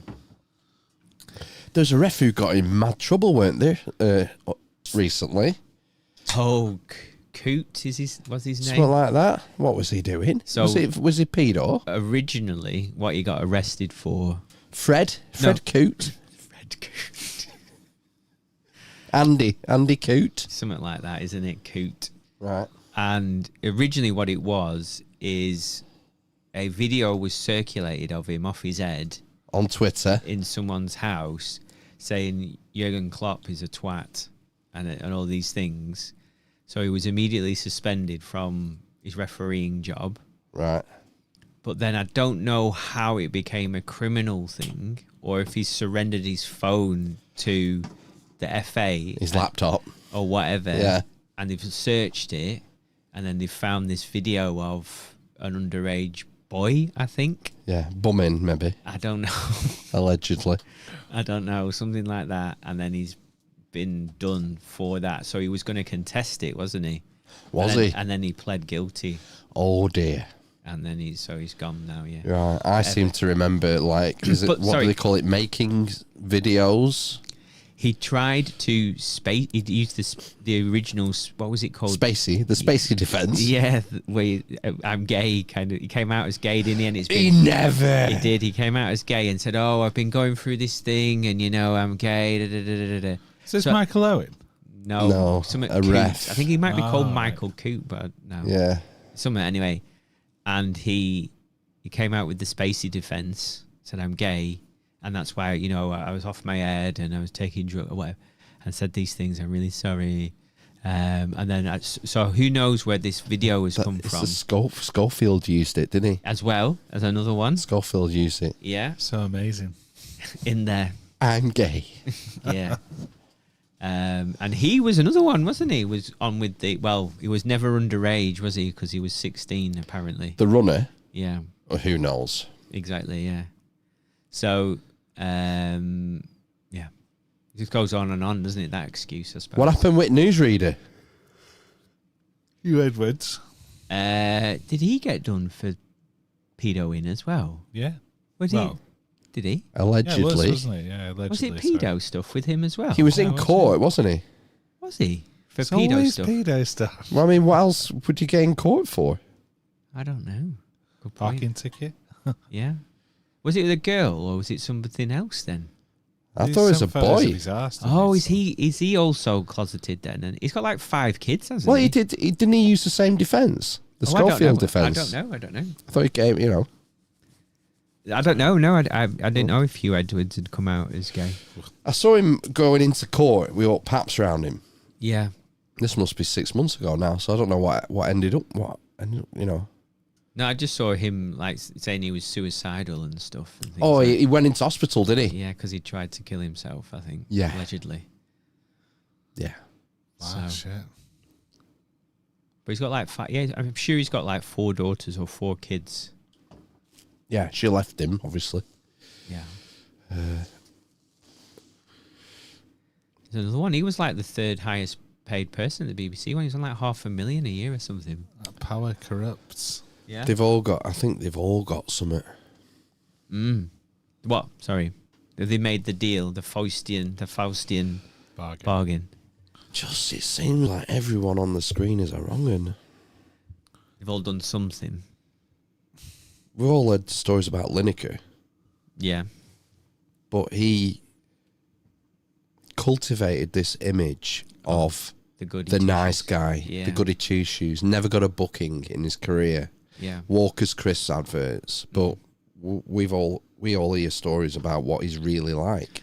Well, what's interesting about him, what I think about, is I think he's like a bona fide psychopath.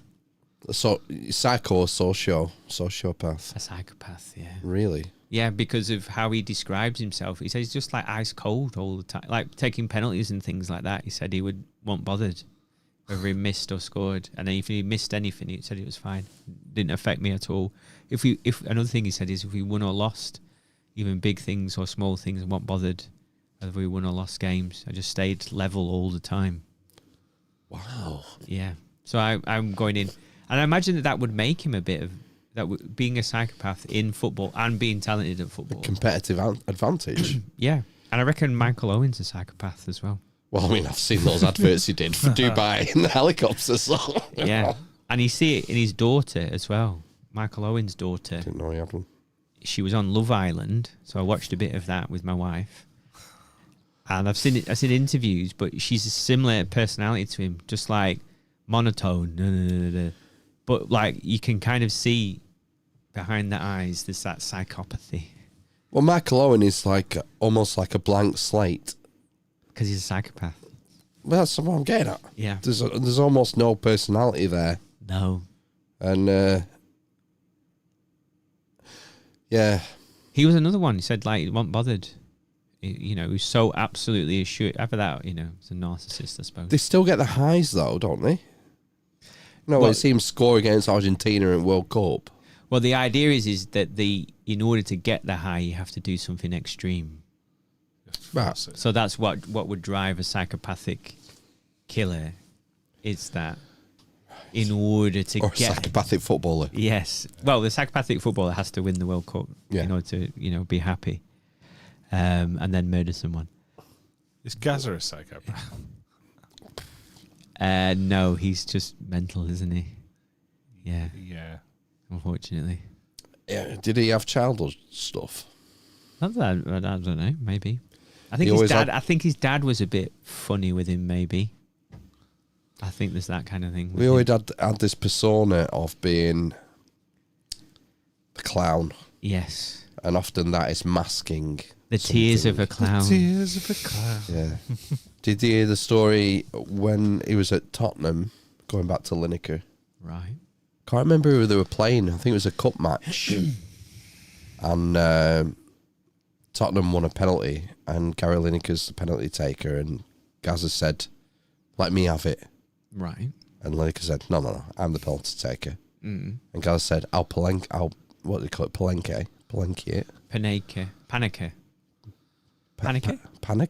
Panica rice. I thought it was called a palenque, where you do it with you put your one foot behind the other. Oh, right. Okay.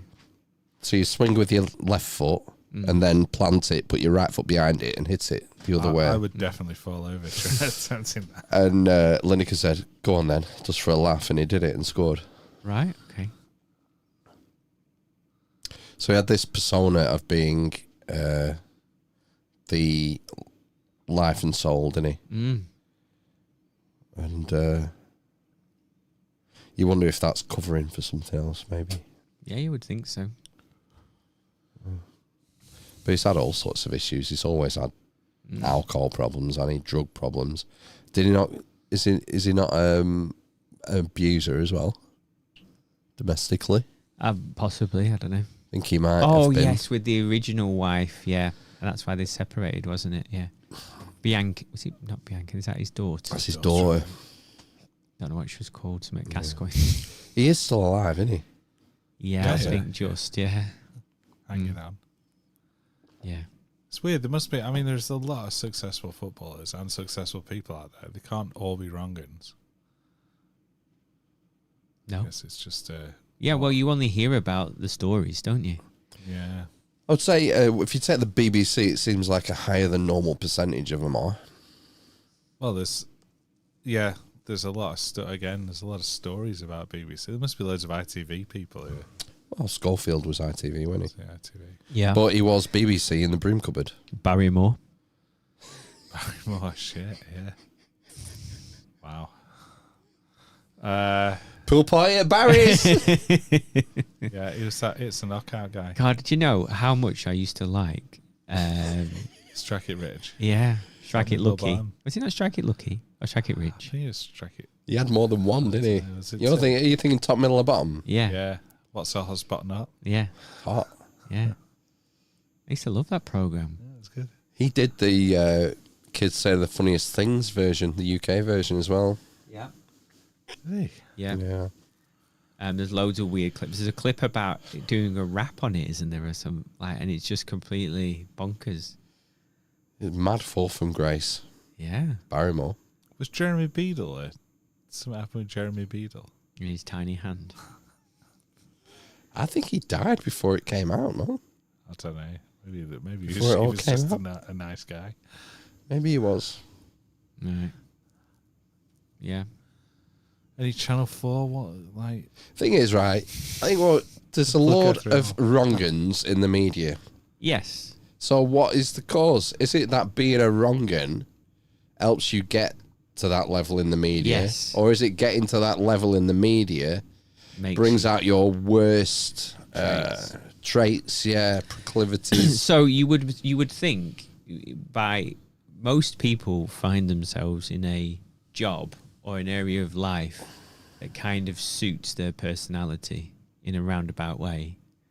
So that's why you're an electrician, because you give off static shocks all the time. But so there'll be a high level of narcissists in TV and film. That stands to reason. So like to see themselves. Yeah, because they'll have a high opinion of themselves, or and as we all know, the higher you get up in an organization, the more likely you're going to come into contact with someone who has psychopathic traits or is a psychopath. Yeah. Or low empathy anyway. The further up you go. Somewhere though. Oh, that guy someone Yeah, posted. you're born about, with it. It's a trait. Sorry, go on. That guy we went to school with, who someone posted a link to in. Yeah. Yeah, you would think so. I mean, he was testing stuff out at school, though, wasn't he? Looking back on it, I was like swallowed everything, hook, line, and sinker. He It's said bullshit. Yeah, he was like a goalkeeper for a Premier League team in their academy. There was loads of stuff he used to come out with. Do you know the one that stuck with me? He was telling me, I used to sit next to him in maths, I think, and he used to say, I want to be a lawyer when I grow up. Right. I said, all right, yeah. And he went, not a prosecutor, a defence lawyer. That's where the money is. Right, okay. I was like, all right, defending murderers for money. Yeah. Just because that's where the money is. I thought, right, okay. Got So your name down, mate. It was like just testing stuff out. Looking back on it, that's the way I would think of it now. It's like testing out how he can perhaps manipulate and befriend and all that kind of stuff. I do think that, yeah. Whether he knew it or not, sorry, go on. This is why we need a social credit system, so we can weed out and a these national people. ID card. Weed out these people before they get powerful in the media. It's those people who've been running the social credit system. Implementing the ID card. We'll have AI running it. Take the human element out. You ever heard of HAL? Halal. Yeah, interesting. Where are you going before I brought up the guy we went to school? Before I brought up the guy we went to school with. I don't know. What did I say? Psychopaths. Higher up you go in an organisation, I said. The more it reveals itself. Yeah. I think the question I was asking is, do your narcissism, you start with narcissism in the entertainment industry. Oh, right, so, yes, there'll be a high level. So the entertainment industry will select for narcissistic traits. Well, or you'll To a be degree. naturally drawn to something that would aggrandize yourself. So the idea with a narcissist, remember, is that underneath the narcissism is a total lack of self-esteem. So that's why they think they're so brilliant and all the rest of it. I don't get that dichotomy. How does that work? How can lack of self-esteem underlie narcissism? It seems completely backwards. So because they can need to prove to themselves they're so amazing by making sure that everybody around them feels bad and knows that they're bad, essentially. Or tells them that they're amazing, surely. Yeah, yeah. Oh, yeah, there's that as well. Yeah, so Is it that they're seeking that adulation because they feel so... yeah. They have such lack of self-esteem? Yeah, so the idea would be that, so if you have perfect self-esteem, you should be able to be completely humiliated in any kind of arena and feel okay. Every Sunday. Wow. But surely that's like a platonic ideal. That doesn't... There isn't anyone who Well, you never exists know. like You that, never know. surely? But I imagine that it's on a spectrum. So, you Yeah. know, there are certain things that would, as I've got older, there are things now that I just wouldn't be bothered about. Whereas maybe as a kid, Getting pegged. yeah, it would be, I don't know, like not knowing an answer to a question or something like that. As a child, I would say, oh, that means I'm fucking useless or what, But now it's just like, well, I don't know everything because that's normal. Yeah. So it's a development in your esteem, isn't it, and how you view yourself. Whereas somebody who's a narcissist would never admit that they don't know something. They would say, no, you're wrong, and this is why, and something like that, because then that would prove to them, if they admitted that they were wrong, that it's them and they're the issue, not the other person. Do you think you said an interesting thing then about how your self-esteem sort of develops with age? Do you think that's because as a child you're operating always outside your comfort zone? You're pushing the boundaries you're pushing the envelope of where you know where you Maybe. are. And now when you get to your age, My age, you don't 21. you don't leave your comfort zone very often. Is that Possibly? Whereas I do feel like that sometimes. I'm like, shit, that's probably wrong, whatever. But I actively look to push my self outside my comfort zone in loads of situations, because that's where I think I like to be. It's interesting. Well, yeah, I suppose. But the thing is, I suppose, is that would you have always done that? I don't know. As a child, did you do that? I mean, I don't think I did. right, okay. That's what I mean. But I suppose, yeah, it could be. It could be, couldn't it? Like, if you're not the less experienced. So that's one way of looking at things. So another way is like just a matter of habituation. So a behavioral approach is like, you would just say that because you haven't done that, then it makes you feel uncomfortable, essentially. So the more that you do it, the less uncomfortable that you become. Yeah, so you kind of grow. In Public those speaking. areas, right? Well, that's Yeah. exactly what I was going towards. That's something I've not really done previously, Right. but I'm doing way more of it now, and it's So not get easier each time, a little bit. you still get the nerves, but I think that's what I like. I think I like that kind of fear. You've just probably got ADHD, Ben. I probably do. You've got all the things. It's weird. like Some that. people you watch giving presentations and stuff, and they're so natural. Yeah. Yeah, It's kind of strange. Yeah, but not is- in a malicious way, but they're so comfortable, or maybe they know what they're doing. Maybe it's the 10,000 hour Yeah. maybe. Yeah, So rule. I don't like doing public speaking, but at work, so in my old jobs, I would do like it was called like this program called stress control, and that could be in front of like 2 people, or it could be like 50 people, and the more you did it, the easier that it became essentially. But every time that I stop doing public speaking, the anxiety and the nerves come back straight away. Mm-hmm. So I've got to keep doing it. So You got to push the envelope. got to keep doing things in order to habituate. I think there's probably so there was a guy I used to work with who was doing the same job, and he wasn't bothered at all about public speaking. It just wasn't a thing. It didn't make him feel nervous at all. Was he a millennial? He was young, a bit young. We're millennials, aren't we? Yeah, No, I'm thinking of the millennial. the millennial. No, it wasn't him. No. But other stuff would like really. So he couldn't. He was doing like it's called being a PWP to get through this course that I did it. I thought he can do public speaking, but he can't get himself through this course. He found the course too stressful. So What a loser! I know, yeah. What are you even thinking about? Public speaking is way harder than getting through this course. So it's just all down. It comes down to your traits and your personality and stuff as well. That's the other thing. So traits, personality. The idea is with traits, personality traits, that you're born with those, and they don't really change allegedly over the course of your lifetime. Wow. Much. Is that why I still like Thomas Tank Engine? Yeah. Yes. So you're probably high openness, Ben. High openness. Okay, that sounds good.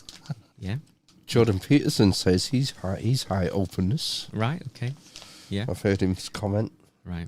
Yeah. So one of the things is openness, conscientiousness, extroversion, agreeableness, neuroticism. Neuroticism. Mm-hmm. So yeah. Okay. Analyze me. Well, probably high openness. Middle. What we got? Conscientiousness. Low to middle. Extroversion. Pretty extroverted, I would say. Where are we? Agreeableness. Probably middle, I would say. You're not particularly disagreeable, but you're not overly agreeable, I would say. I'm on the fence. Yeah. Probably slightly more disagreeable than agreeable, maybe. And then neurotic. Probably. You probably just hide it like everybody else. Really? Yeah. Wow, cool. Everybody does. My missus doesn't. Yeah. She wears it on her sleeve. Well, that's the lady's prerogative. Really, people hide their neuroticisms. Hide the neuroticisms. Yeah, of course they do. Internalised. There's internalisers and externalisers. Yeah. Right. Of course. Yeah. What's the most common things that people are neurotic about? Oh, well, the most common diagnosis was just generalised anxiety, which is just worrying about a lot of stuff. Yeah, but neurotic is a specific term. It's not. Yeah, it's the propensity to experience negative emotion. Negative emotions, right. Yeah. And you would say that negative emotion is derived from cognitions, wouldn't you? Oh, it's like catastrophizing and stuff. Well, fear, that would be a cognitive fear bias. would be a negative emotion, wouldn't it? Yes. Anxiety. Yeah. Guilt. I could catastrophize Guilt's a loads. good one. Shame. Shame. People probably have high levels of shame. Not me. No. Know that. Zero shame guy. God was doing the traits. No shame for this guy. Yeah, Peterson got a lot of shit because he was saying that women are higher in neuroticism in general. Yes, but that's the standard distribution curve, too overlaid. Yeah, the So, bell. Yeah. The Belm curve. Yeah. Does he not say men are higher in conscientiousness? I don't know. Oh no. I don't know. I'd probably say that, well, my feeling would be that women would be, from an evolutionary perspective, more conscientious. You would think. Yeah, and neuroticism. Yeah. Because, Survival. historically, women have been the more important part of child rearing. That's why you need to be more negative, looking for threats to. Yeah, that's the idea. It makes, from an evolutionary biological sense. Yeah, makes sense. Yeah. Don't know. I mean, yeah. So there was a whole body of research about it in like the mid 20th century around traits and stuff, and it's kind of just left it, and then it's become a bit more of a hot topic as we've gone into like the 21st century. And he wants to expand it, doesn't it? Doesn't he, with the triad? I don't know. The dark triad. Oh right, okay. Don't know. I've not heard him talk about that. I can't remember what they are. The three. Is it not narcissism, psychopathy, and Machiavellianism? Oh right, okay. Is it? I don't know. Is that the dark triad? I think psychopathy and narcissism are part of it, and I don't know what the third one is. Well, So, don't know. I think those Shameless. they're very rare. I think those things are very rare. Yeah, they are. Yeah, most people are very average. Yeah, psychologically. Yeah, we all have psychological issues all wear masks of different degrees, and they often don't come to light until there's some sort of external catalyst. Yeah, that pushes it up. It's just that mental people are dangerous. Yeah. If you go proper mental, it's like... Yeah. We're not all dangerous. No. It's the shameless ones you've got to watch for. Shameless, low conscientiousness. I'm blown away by that narcissism and low self-esteem thing. Yeah. It's so counterintuitive. It's just a show. Yeah. It's just a show, So, essentially. yeah, the other thing... It's like what they used to say about bullies, isn't it? That Yeah. bullies were... projecting their own anxieties. Yeah. Well, you feel so bad about yourself or so insecure about yourself for whatever reason that you then have to... take it out on someone else. Or make yourself feel better by making someone feel smaller than you, or, you know. The irony is you probably get the same, if not better, results by being overly nice to someone. Yeah. I think a lot of people go that way as well, to be honest with you. Yeah. That causes a lot of problems. You want to be in the middle somewhere, generally speaking, with a lot of this stuff. No, isn't it? Yeah, I suppose. But, you know, it makes life easier, I think, if you're just nice to yourself. I definitely think you should be nice to yourself and others, but you can be a little bit shameless. Keep a little bag for yourself. Yeah, exactly. You know, so what if, you know, you want to wear nipple clamps? That's fine. Yeah, absolutely. You know. Just one today. Yeah. You know, just to remind yourself. Yeah. Jingle jangle. Keep you honest. Yep. Yeah. It's all good. I know. I don't know why people get so hung up about it. And it is usually like sex and religion, which is what people mostly get. Yeah. Fucking sidey about. Yeah. And I suppose. Highfalutin, haughty-taughty. Well, what I've always found interesting, I suppose, about British culture is, have you ever heard this, Phil, about in the 15th century that, like, we were apparently more emotive as a culture and a nation? Based on what? Like, I don't know. That's why I thought you might have read about it. So was that the Dark Ages? Well, the medieval.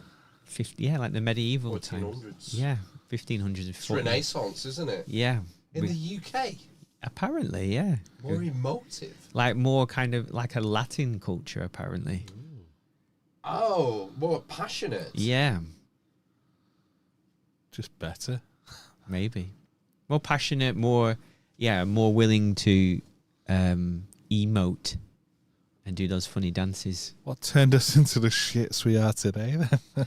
Well, some people would say it's Victorian. Yeah, repressionism. Yeah. Train fares. Yes, train fares. Yeah, the invention of the steam engine. Started making blooming skirts for table legs so you can't see the table leg and get randy. Yeah. You can't see the table leg. I wonder what the sex things is a big thing. Sexual repression. Yeah. I mean, that's when you think of like Latin. Mm. You think lust, Oh, amore.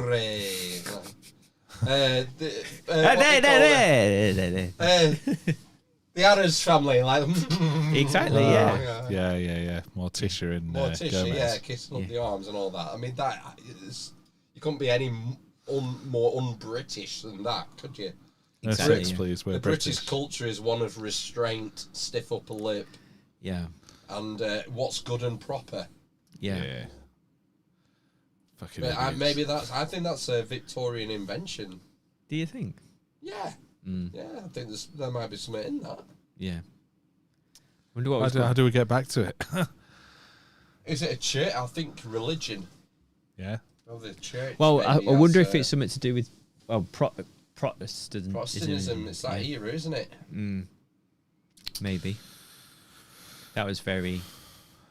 Well, I suppose Cromwell, wasn't it, in the 1600s? Would it have been? Well, if there's drops in birth rate everywhere, like we hear there is, then perhaps we need to go back to a more passionate Exactly. Yeah. society. Yeah. None of this repressive, whatever bullshit that we've dealt with since Victorian times. Hop back on. I think that's not. I think lack of passion maybe isn't what's holding the younger generations back. It's bloody financial issues more than anything. Yeah. It's people they're older, getting on the property ladder. They're older, getting married. Yeah. They're older, having the first kid, and once you can't catch them years back. If you're not having your first kid till 35, the chances of you having 3 are fucking slim. Yeah. Because you have to recover the cooch, haven't you? Fuck's sake. Fucking hell. That's the last thing on their mind when there's just shat one out, isn't it? Is having another one. They don't want touching for a year. You're right with the financial thing. God, you're not on the building site now. Fucking hell. You know, I'm letting go of my restraints. everyone's working long hours for low pay, the youth of today. Oh, And that's you're what right, they just want you can't. to know. That's what they want you to think, Ben. Do you not think they are? They're all working 16 hours on national minimum wage, which is 20 grand a year. Top it up. Topping it up with The UC. with PIP, apparently. And what's the other benefit? UC, Universal Credit. Universal credit, yeah. Yeah. Why pay tax? Do you not read the Daily Mail, Ben? Do you see that story about that woman with 4 kids or whatever? In the Daily Mail? I don't know what paper we're in. I saw something about her. There's a Daily Mail article about them ending the 2-child cap, and it would mean like an extra £7,000 or £8,000 a year for her because she had 5 kids, 4 or 5 kids. Yeah. No, it's a different one. Oh right. It's a different one I saw. It was a single mum. I think she had 4 kids. Right. And she was getting 6.5 grand a month. Oh fuck! Really? What Yeah. for? Well, she worked like 20 hours, Right. and I think it was universal credit. Bloody hell, that seems a lot. It was on a Sargon video. Right. He was saying basically you'd have to earn 100 grand a year to have the to pay the tax on it to get what yeah. she was getting. Is the rule that you can work 60 hours and it doesn't matter how much you're getting paid? Because you could be like a super consultant. So it used to be, didn't it? It used to be that you had to work 16 hours, and then you could. It used to be child tax credits and then family tax credits, because that's when one of my first jobs was working for the HMRC. Boo! Yeah, on child tax credits. And somebody have I not told this story about someone being marched out of the office because the rumour was he'd looked up David Beckham's. They have this database they have access to, and it has everybody's national insurance number in. So if you know someone's name and date of birth, so David Beckham's name, obviously, and date of birth, which would be easy to find, I imagine, you could search and find his address and his details and everything, basically. So the entire country's national insurance numbers are on it anyway. And he got marched out because they've been looking people up.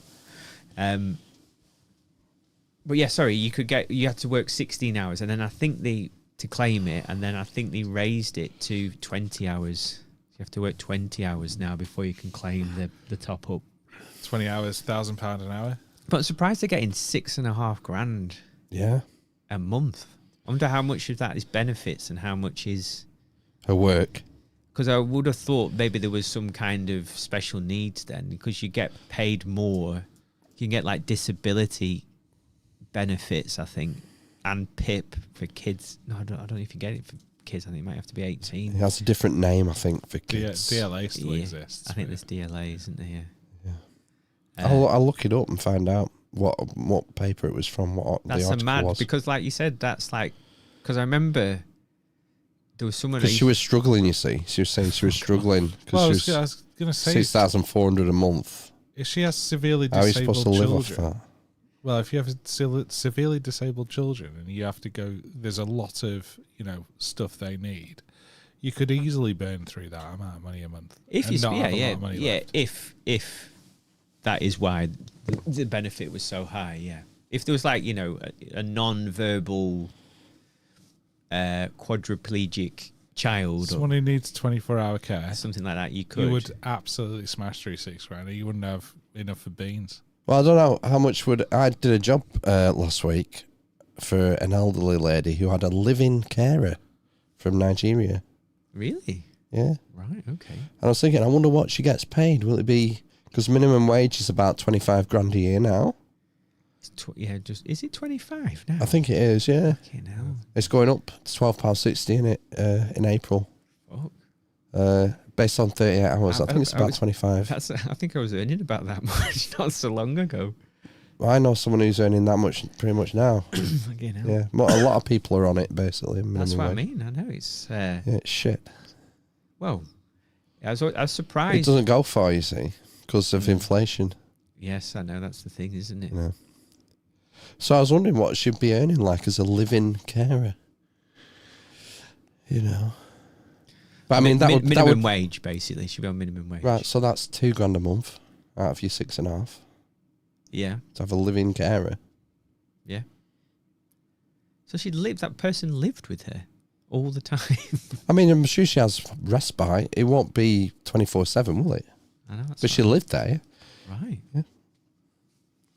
So I think my missus said she probably doesn't get minimum wage because she's fucking lives there. Shouldn't have a mortgage, shouldn't have rent, shouldn't have food to pay. It depends. When you say if she's Nigerian, was she from Nigeria or just... I'm guessing she's from Africa. Because lots of African people seem to come over on a care visa. Yeah. And people from other countries as well. I only said she was Nigerian because they're the biggest proportion of all the African countries. Nigeria's the biggest one that's immigrated over the last 5 years since the Boris wave. Right. After sacked all the carers for not taking the death jab. Yeah. Sorry, the whatever it was. Yeah. They had to bust loads in, didn't they? Yeah. To replace them. Yeah. And Nigeria, Bangladesh is a big one. Somewhere else in North Africa. Forget now. But so I assume she was Nigerian. Right. She didn't even have out on her feet. And she answered the door. Maybe that's the thing. Maybe you're not supposed to wear shoes in the house. Probably not. Maybe not. Right. But it's the first time I've seen it. A living carer. I mean, was it like a big house? Did it seem wealthy? No, bungalow with a loft conversion. Right, okay. Quite an affluent area. Right, okay. Yeah. Moneyed. Yeah. Wonder if it's cheaper than a care home. Probably is. Well, I imagine it would be, yeah. Yeah, it depends on what your needs are because there's care homes and there's the medicalised ones. Yeah. So is a care home medicalised where they can give the drugs and things? I think there's lots of them you step up through the care, isn't there? Yeah. So I had a great auntie who, fortunately or whatever, her daughter owned or owns mines. Wow. I know, yeah. So she had her in a place in I can't, is it?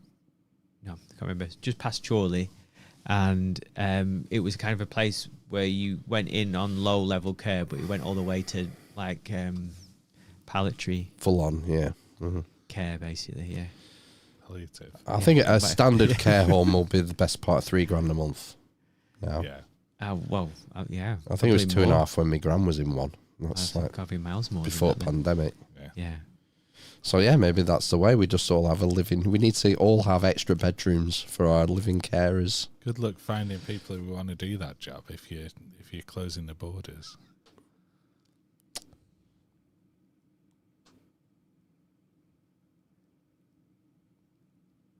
I bet there aren't many who'd want to do that job. Well, that's when the market forces come in, doesn't it, basically? So the idea would be, I suppose, if you limit people coming into the country who are willing to do it for minimum wage, then nobody would do it. And then what has to happen is the market intervenes and the wages go up. Yeah, your young Nigerian girl who comes over at 20, does she want to be being a living carer when she's 45? I don't know. You would think, wouldn't you? It's a short-term thing, isn't it? Is it not to make money to then go back to Nigeria, having earned £25,000 a year? If I was born in a country where, where you could go to another country where you speak the language of, you could get a visa for 5 years and say the currency is like worth 10 times that. We already have it. It's people going to Dubai. Well, there's that as well. That's the tax-free thing, isn't it? But, I mean, I would do it. I've been Iraq. I'm sorry. I knew tradesmen who went to Iraq. Really? Yeah, because they were paying 150, 200 grand a year for an electrician. No way. Tax free. You What's the living carer pay in Dubai? The problem is I think you would end up on the side of a motorway beaten to death. But that doesn't happen, does it? That doesn't happen. That doesn't happen. After being in a portaloo or something, in the bottom of a portaloo. You raise a good point, though. We have an ageing population. Yep. What used to happen is that your kids looked after you. They all have to work 3 jobs to pay the mortgage now. To pay for the care home. Well, I mean, the thing is those... Or you move in together. So there's another demographic in our country which has this problem nailed. Yeah, what they call it, multi-generational households. Yeah. Mm-hmm. So it comes to the point where they pool the resources, sell 3 houses, buy one big house, and you got granny in the annex, Makes and a lot of sense. three or four generations in the same house. Yeah. Because they look after. But we have this issue where, oh my God, Preston's such a shithole. I can't make any money here. I need to move to London or Leeds or Newcastle or Edinburgh or Manchester, chasing the dollar. And so you get there, you have your own kids. Your kids are in school. Mm-hmm. Mum's now 90, back in old wherever you came from. Mm-hmm. Oh, well, we'll have to get you a living carer because I live 100 mile away now. So Mm-hmm. of generational separation, which wasn't an issue historically, I would suggest. Yeah. That's interesting, though. I don't know, because like my grandmas both ended up in a care home. And that was in the 90s. It's 30 years ago. I know, maybe prior to that, maybe it did happen. I'm trying to think. I can't recall anything in my family, really. Do you know what the other issue is? I think of like why this is more of a recent problem is people are living longer and the last 10 years are fucking shit. Yeah. Yeah. So you're living longer, great. In a care home with your fucking drooling, not knowing what fucking day it is. Yeah. And we can't just kill them. As much as, Canada have brought in MAID, the UK government's bringing in, isn't it? Mm-hmm. I think it's going through the Lords, isn't it? Yes, so it's gone through, hasn't it? It's been agreed, hasn't it? Yeah, to off people. That's their solution. You know, once you get a problem, we'll just make you sign this, and off you go. Maybe it would just be made into gruel and fed back to the populace. Yeah, cheap, good value solution. Just put a cap on life expectancy. I have a solution to the care problem. You have 72 years, make the most of it, and then you... New retirement age is 71. Fucking hell. My granddad, I think he retired at 65 and died 18 months later. 67. My other granddad died in his 30s. Oh. My other grandma died in her 60s. Right. So I had one grandparent who made it into her 90s, who had the drooling, don't know what day it is, shitting herself. Feel us, you know. Yeah. The usual Alzheimer's, dementia, the thing. Yeah. Oh, we're all going to be so lucky to get I know. Yeah. when we get there. Yeah. And we have to have our arses wiped by our own children or a living carer from Nigeria. I know. That's what we have to look forward to. But yay, we're all living longer. Working longer. Joke. It's a joke. But you do see these enigmas who make it to 90 years old, still driving, still live on their own, totally with it. Yeah, yeah. But they're so few and far between, I think. Something in that horse extra genome that they the have. horse eggs that they're having. They're on the horse eggs is what they're They on. are on the horse eggs, yeah. Those longevity treatments. Horse egg serum. That's where it is. That's where the money is. Yeah, in don't- horse eggs. Yeah. Feed them horse eggs. Let them eat horse eggs. Yeah. There's a lot of fuss about retirement age, isn't there? And that going up and like, oh, you know, you're going to work till you're dead or whatever. But I think that it's only a problem if you hate your job. Which I do. So is there, and I don't know if there is, because I'm not, you know, I quite like my job. But is there a lot of people? Are there a lot of people who hate their job so much that are just Absolutely. desperate to retire? Absolutely. Why not change your job? I suppose as you get older, it's more difficult. I think most people are trapped and they have to earn a certain amount to survive. Pay the rent or whatever. Whatever it is, yeah. I mean, most people just go for where the money is now. A lot of people. Yeah, but I suppose if you're in a high-paid job, you're less likely to hate it. No, I don't think that's the case. So the way- I don't think the money's got anything to do with it. But The- why chase it? Because So you need it. Because You have to have the money. So the one that I've heard that makes the most sense to me is creating distance between how much the need to carry on working versus... So the distance between your outgoings versus how much you bring in, essentially. So the wider the distance is, the happier you tend to be. So so that does point towards earning more. But then if your outgoings... Money can buy you happiness. Yeah, but as long as your outgoings don't keep pace with your incomings. Yeah, but in a lot of cases, you live within your means, which, you know, as you But earn within more, your means that could be I make 20 grand a day, but I spend 19 and a half. That's what I mean, yeah. Well, Well, living exactly. I within your think that's means what isn't people enough. do. You've got to Yeah. be frugal, I think was what you're getting at. Yeah, so you Or so- not just lavishly fritter away Yeah, the money. yeah. So the idea is you have, that kind of made sense to me. That was one way that a measurement of how happiness is, that distance. makes sense. So like the idea would be that you could decide, like what you were saying. It was in a book that my wife was listening to, actually, an audio book, and so you could effectively decide whether or not you wanted to stay in that job because you would have created so much distance between your outgoings and your incomings over time.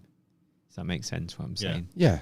So you'd have freedom of choice. Yes. Yeah. Whereas, like what you were saying, you just get the job that pays you the most and you stay in it because it matches your outgoings or whatever. And then you can't leave because, I don't know, your outgoings keep increasing for whatever reason. I think that freedom and freedom of choice is a big player in what makes people happy.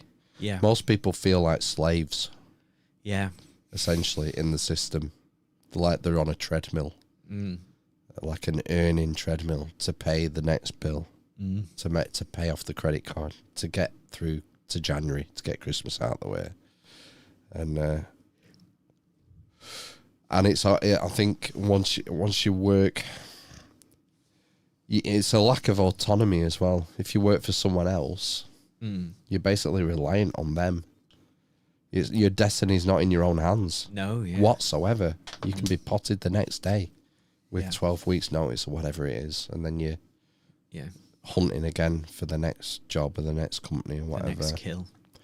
Yeah. Yeah. I talked to my brother about it from when he jacked his job in and set up his own business, and his best thing is, he said it's the best thing he ever did. Not from a financial point of view, although it has worked out financially, but from a mental point of view, Yeah. mental health point of view, Yeah. best thing he ever did. It's a weird system they have us trapped in. Yeah. This sort of wage slavery system, where you just sort of grind you into this meat. You're thrown into this meat grinder to produce for the boss or the shareholders, whoever it is, at whatever level you're at. And with the promise of a nice watch after 25 years or whatever, and a I get a watch. fat Didn't even get pension. that anymore. No. But the pension is a massive Ponzi scheme, man. Especially public sector pensions. They're unfunded. State pension. They're the public sector, like police, firemen, NHS. Oh, right. They're okay. totally unfunded. It's the next generation who have to pay it. And if we have this population decline, they ain't going to be there. And difficult decisions will have to be made. Yeah. Private pensions are invested. Yeah. And all right, it can go pop. The stock market can go pop. My Uncle Dave had the thing. He works in construction down in London all his life, paid into a private pension. He came to retire.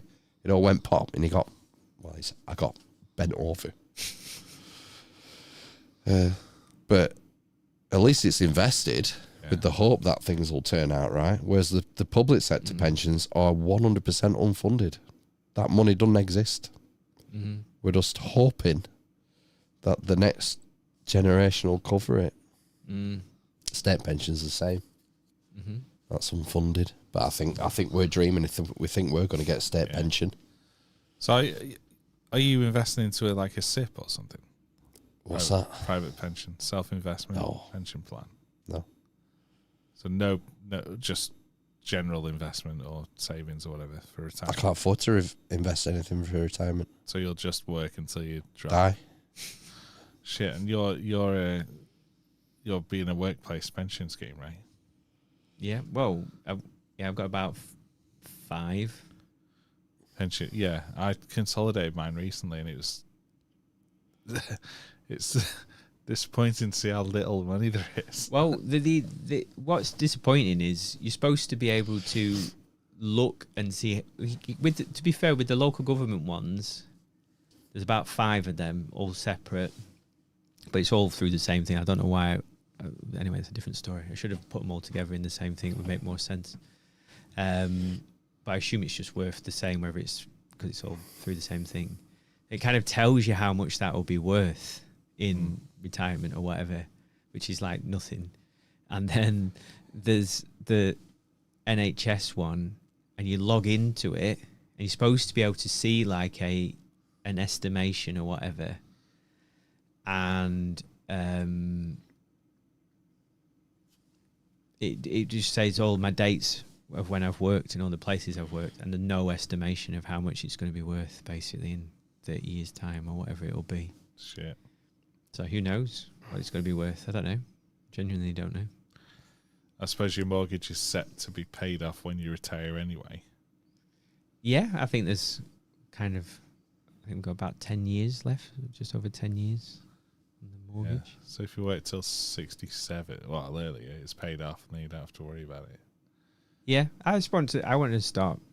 My plan has been to start putting money into a stocks and shares ISA. I've got one of those. It's good fun. Well, my wife started day trading on that 212. That's terrifying, but yeah. She started doing day trading, and she done it. She started with it's not very much at all, but she started with £500. I think we then put another 100 in it for some reason, and she's got it up to like £2,000 Nice. over 7 years. Like, but Yeah. she's quadrupled it. So I said, why don't we just put 50 grand in there? Oh, day trading is so sketchy. We know someone, millennial. He bought. I think he said he admitted it's like complete luck. He just said he looked at it and thought this is undervalued. I think he bought it in COVID, Rolls Royce. Oh yeah, shit, yeah. And that's gone like through the roof. Gone But he sold it all just before it went like stratospheric. Yeah. But he made like loads of money from that, like a lot of money. Do you do a self-assessment? Oh fuck yeah! I don't know if it's taken out at source. Is it with that? No. Trading 212, no? Fuck no. Is it now? How do you think they would find out about it? Well, Yeah. because you don't get taxed until you take money out of a business. Or a It's fucking mad, that, isn't it? Because that was the thing with fucking Pi, wasn't it? You would have to pay. Is it 20% or 30%? Capital gains. Yeah. What is that? I can't remember what 20, I think. CGT is. Yeah, but I mean, what's capital gains on nothing? Well, it's not. You don't. If you make a loss, you don't pay it. But Yeah, I know, but it came from nothing, so they can fuck off. oh, you mean the gain? Oh yeah, Yeah. it would be. Yeah, it would be 20%. It's fucking mad, that you just like fuck off, will you? Give me a break. Yeah. We agree completely in that regard for Phil and Matt. Yeah, the whole fiscal drag thing is really annoying as well. Like when it's written into law that they have to peg the thresholds, they have to peg the pros Someone's definitely getting pegged with. from the budget. They're supposed to be pegging the thresholds with RPI. They're supposed to go Yeah. up with RPI yearly. It's not done for years, has it? No, Frozen 5 now years, till- isn't it? I think it's more longer than that. Yeah. I think it was when Cameron and Osborne did it first. You know, to be fair, I think it was the Coalition or the Tories really boosted that. I remember when it was about £5,000 Oh, right. They made it 12 and a half. threshold, Right. Yeah. and they raised it every year on year. Yeah, it's good that you got a little pay rise, didn't you? 50 quid a month. or Essentially, yeah. but it should be. I think they're it should be. getting it back now. I think it should be near 20 grand. The bottom, Oh, if it had stayed with inflation, and I think the middle one should be 75, and the top one should be like 100 and whatever, 150 or something. Yeah. nah, pay your fucking tax. Fuck off. Fucking mad. It does make. Top one should be at least But the- 300. But the other one is the is it VAT? So if your company earns 90 grand, you got to pay VAT on everything above Yes. 90. Turnover. Yeah, that's mad as well. And like, how many people will be? It's like me. I'm not doing extra work because I don't want to give 40% of it away or whatever. And how much tax it keep lose? the 60% though. Yeah, but I don't want. It's just pointless for the stress. It's not worth it for the extra and missing out. But if I had 80% of it, maybe I'd consider it more. I probably wouldn't.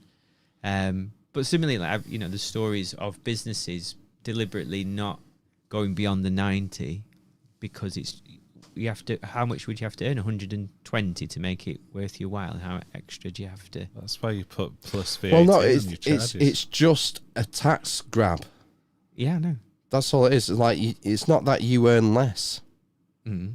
Once you get to 90,000 turnover, you have to put 20% on all your bills. Your customer has to pay that 20%, Oh, and you right, have to give it to Rachel from accounts. Right. It's just a tax. It's 20% tax. I know. Yeah. It's a scam. Yeah. Total scam. It's like theft. stamp duty. That's another one as Fuck well. Yeah. me. Yeah. That's gone wild, hasn't it? Yeah. Especially The history of stamp duty is a good avenue to look down. deep dive. Is it going to Yeah. depress me? Was it houses over £60,000 or something? And it was 1%. Right. And it's like with any Tax. government measure, it Like the starts off window like tax. this, Yeah. and then it comes up. So any new tax you add, Mm. you just wait, give it 10 years, and, Yeah. it'll multiply and blossom. I've got a feeling that what's going to happen Bloom. now with the, like they're doing the EV tax with per mile. Yeah. They'll start doing that with, you'll pay road tax and you'll pay a per mile tax in a petrol car. I've got a hybrid, so it will be electric and road tax. I don't know, because, when they've been arguing that, when they've been defending it, they've been saying petrol and diesel cars already pay per mile with fuel duty. Yeah, no, but I think they'll do it so you move to EV. Oh, right.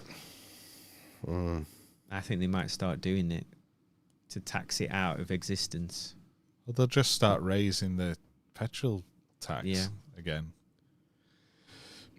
So we've got to stop using fossil fuels. So but the other thing is tax over the next 20 years. The good thing is that we know, don't we, that the grid can't handle charging for whatever it is 40 million cars. No, it's all going to fall apart, this green nonsense. I think it's already starting with the so. Bill Gates U-turn. I hope so. The rollback, the catastrophism has run out of steam now. Greta is persona non grata. Greta. Where did she She's get persona arrested? non grata. Where's she been arrested recently? It was in the Med, wasn't it? Yeah, what did she do? Something to do with Palestine, weren't it? It was Gaza. Oh no, there Yeah. was something else. I remember that one. She got arrested by the Israeli Navy or something, didn't she? Before she got to Gaza, she'd been arrested somewhere else doing something, trying to get a foothold in some kind of right on movement. Yeah. Publicity whore. Yeah. She's going to drift into obscurity. She already has. Yeah. Well, burning some tyres. Yeah. What a time Anyway. to be alive. I think it's time we put this podcast to bed because I need to go and buy some heroes and fill an advent calendar for tomorrow. Oh shit! I've got to hide an elf. Oh, fuck. Oh yeah. Oh. 1st of December tomorrow. So we need that advent calendar full, ready. What, do you have a special one that you put chocolates in? Yeah. Do they not just get Cadbury's or something? Or do they have them as So well? wasteful, Phil. No, we don't get yearly. We don't get one of those popper. No, my gran buys them. We have the thing where it's got drawers on it for each day. Yeah, we got one of them. A laser cut Yeah. piece of tat from Amazon. Piece of chipboard. Yeah. Spread. Right. Yeah. Yeah. So we've got what I'm going to try and jam 50 heroes into it. Oh yeah. There's something special about the chocolate, advent calendar chocolate, I think. I never had them though, so I don't care about them. So I think it tastes different, man. I think they put something extra in there. Some sort of horse enzyme. Christmas magic. catnip, Yeah. jizz. Catnip. Has anyone tried smoking catnip? No. No, Sometimes I'll have a go think though. like that. Would you have a go? Yeah. Have you never heard the Interesting. thing about bananas? Yeah, banana skin and nutmeg. Yeah. What you got to do is, Take a teaspoon, and warm it up. put it in your. Holy hole. What you got to do is fill it in your nuts. Your asshole. God. If you take Awful. one thing away from this podcast, No asshole, no holy hole. exactly. Okay, you're better on the quotes than I am. Yeah, because we listen. Yeah. Come on. Where you I'm a doer. You do things. It really brings a tear to my job side. Yeah. Asshole. We're Right. going then. Yeah, I need to go and have a Yeah. wee. So bye, everybody. Bye. Goodbye. Have a great week.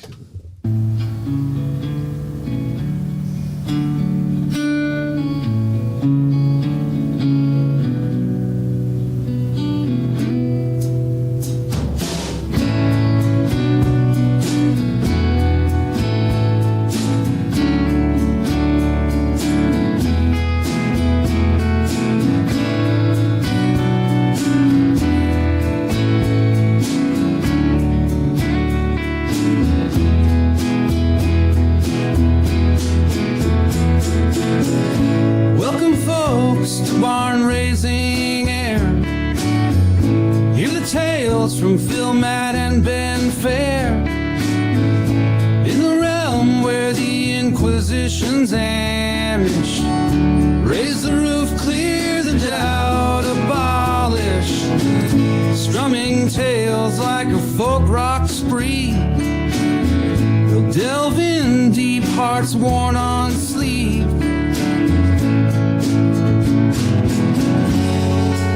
Pull up a chair by the lantern's glow.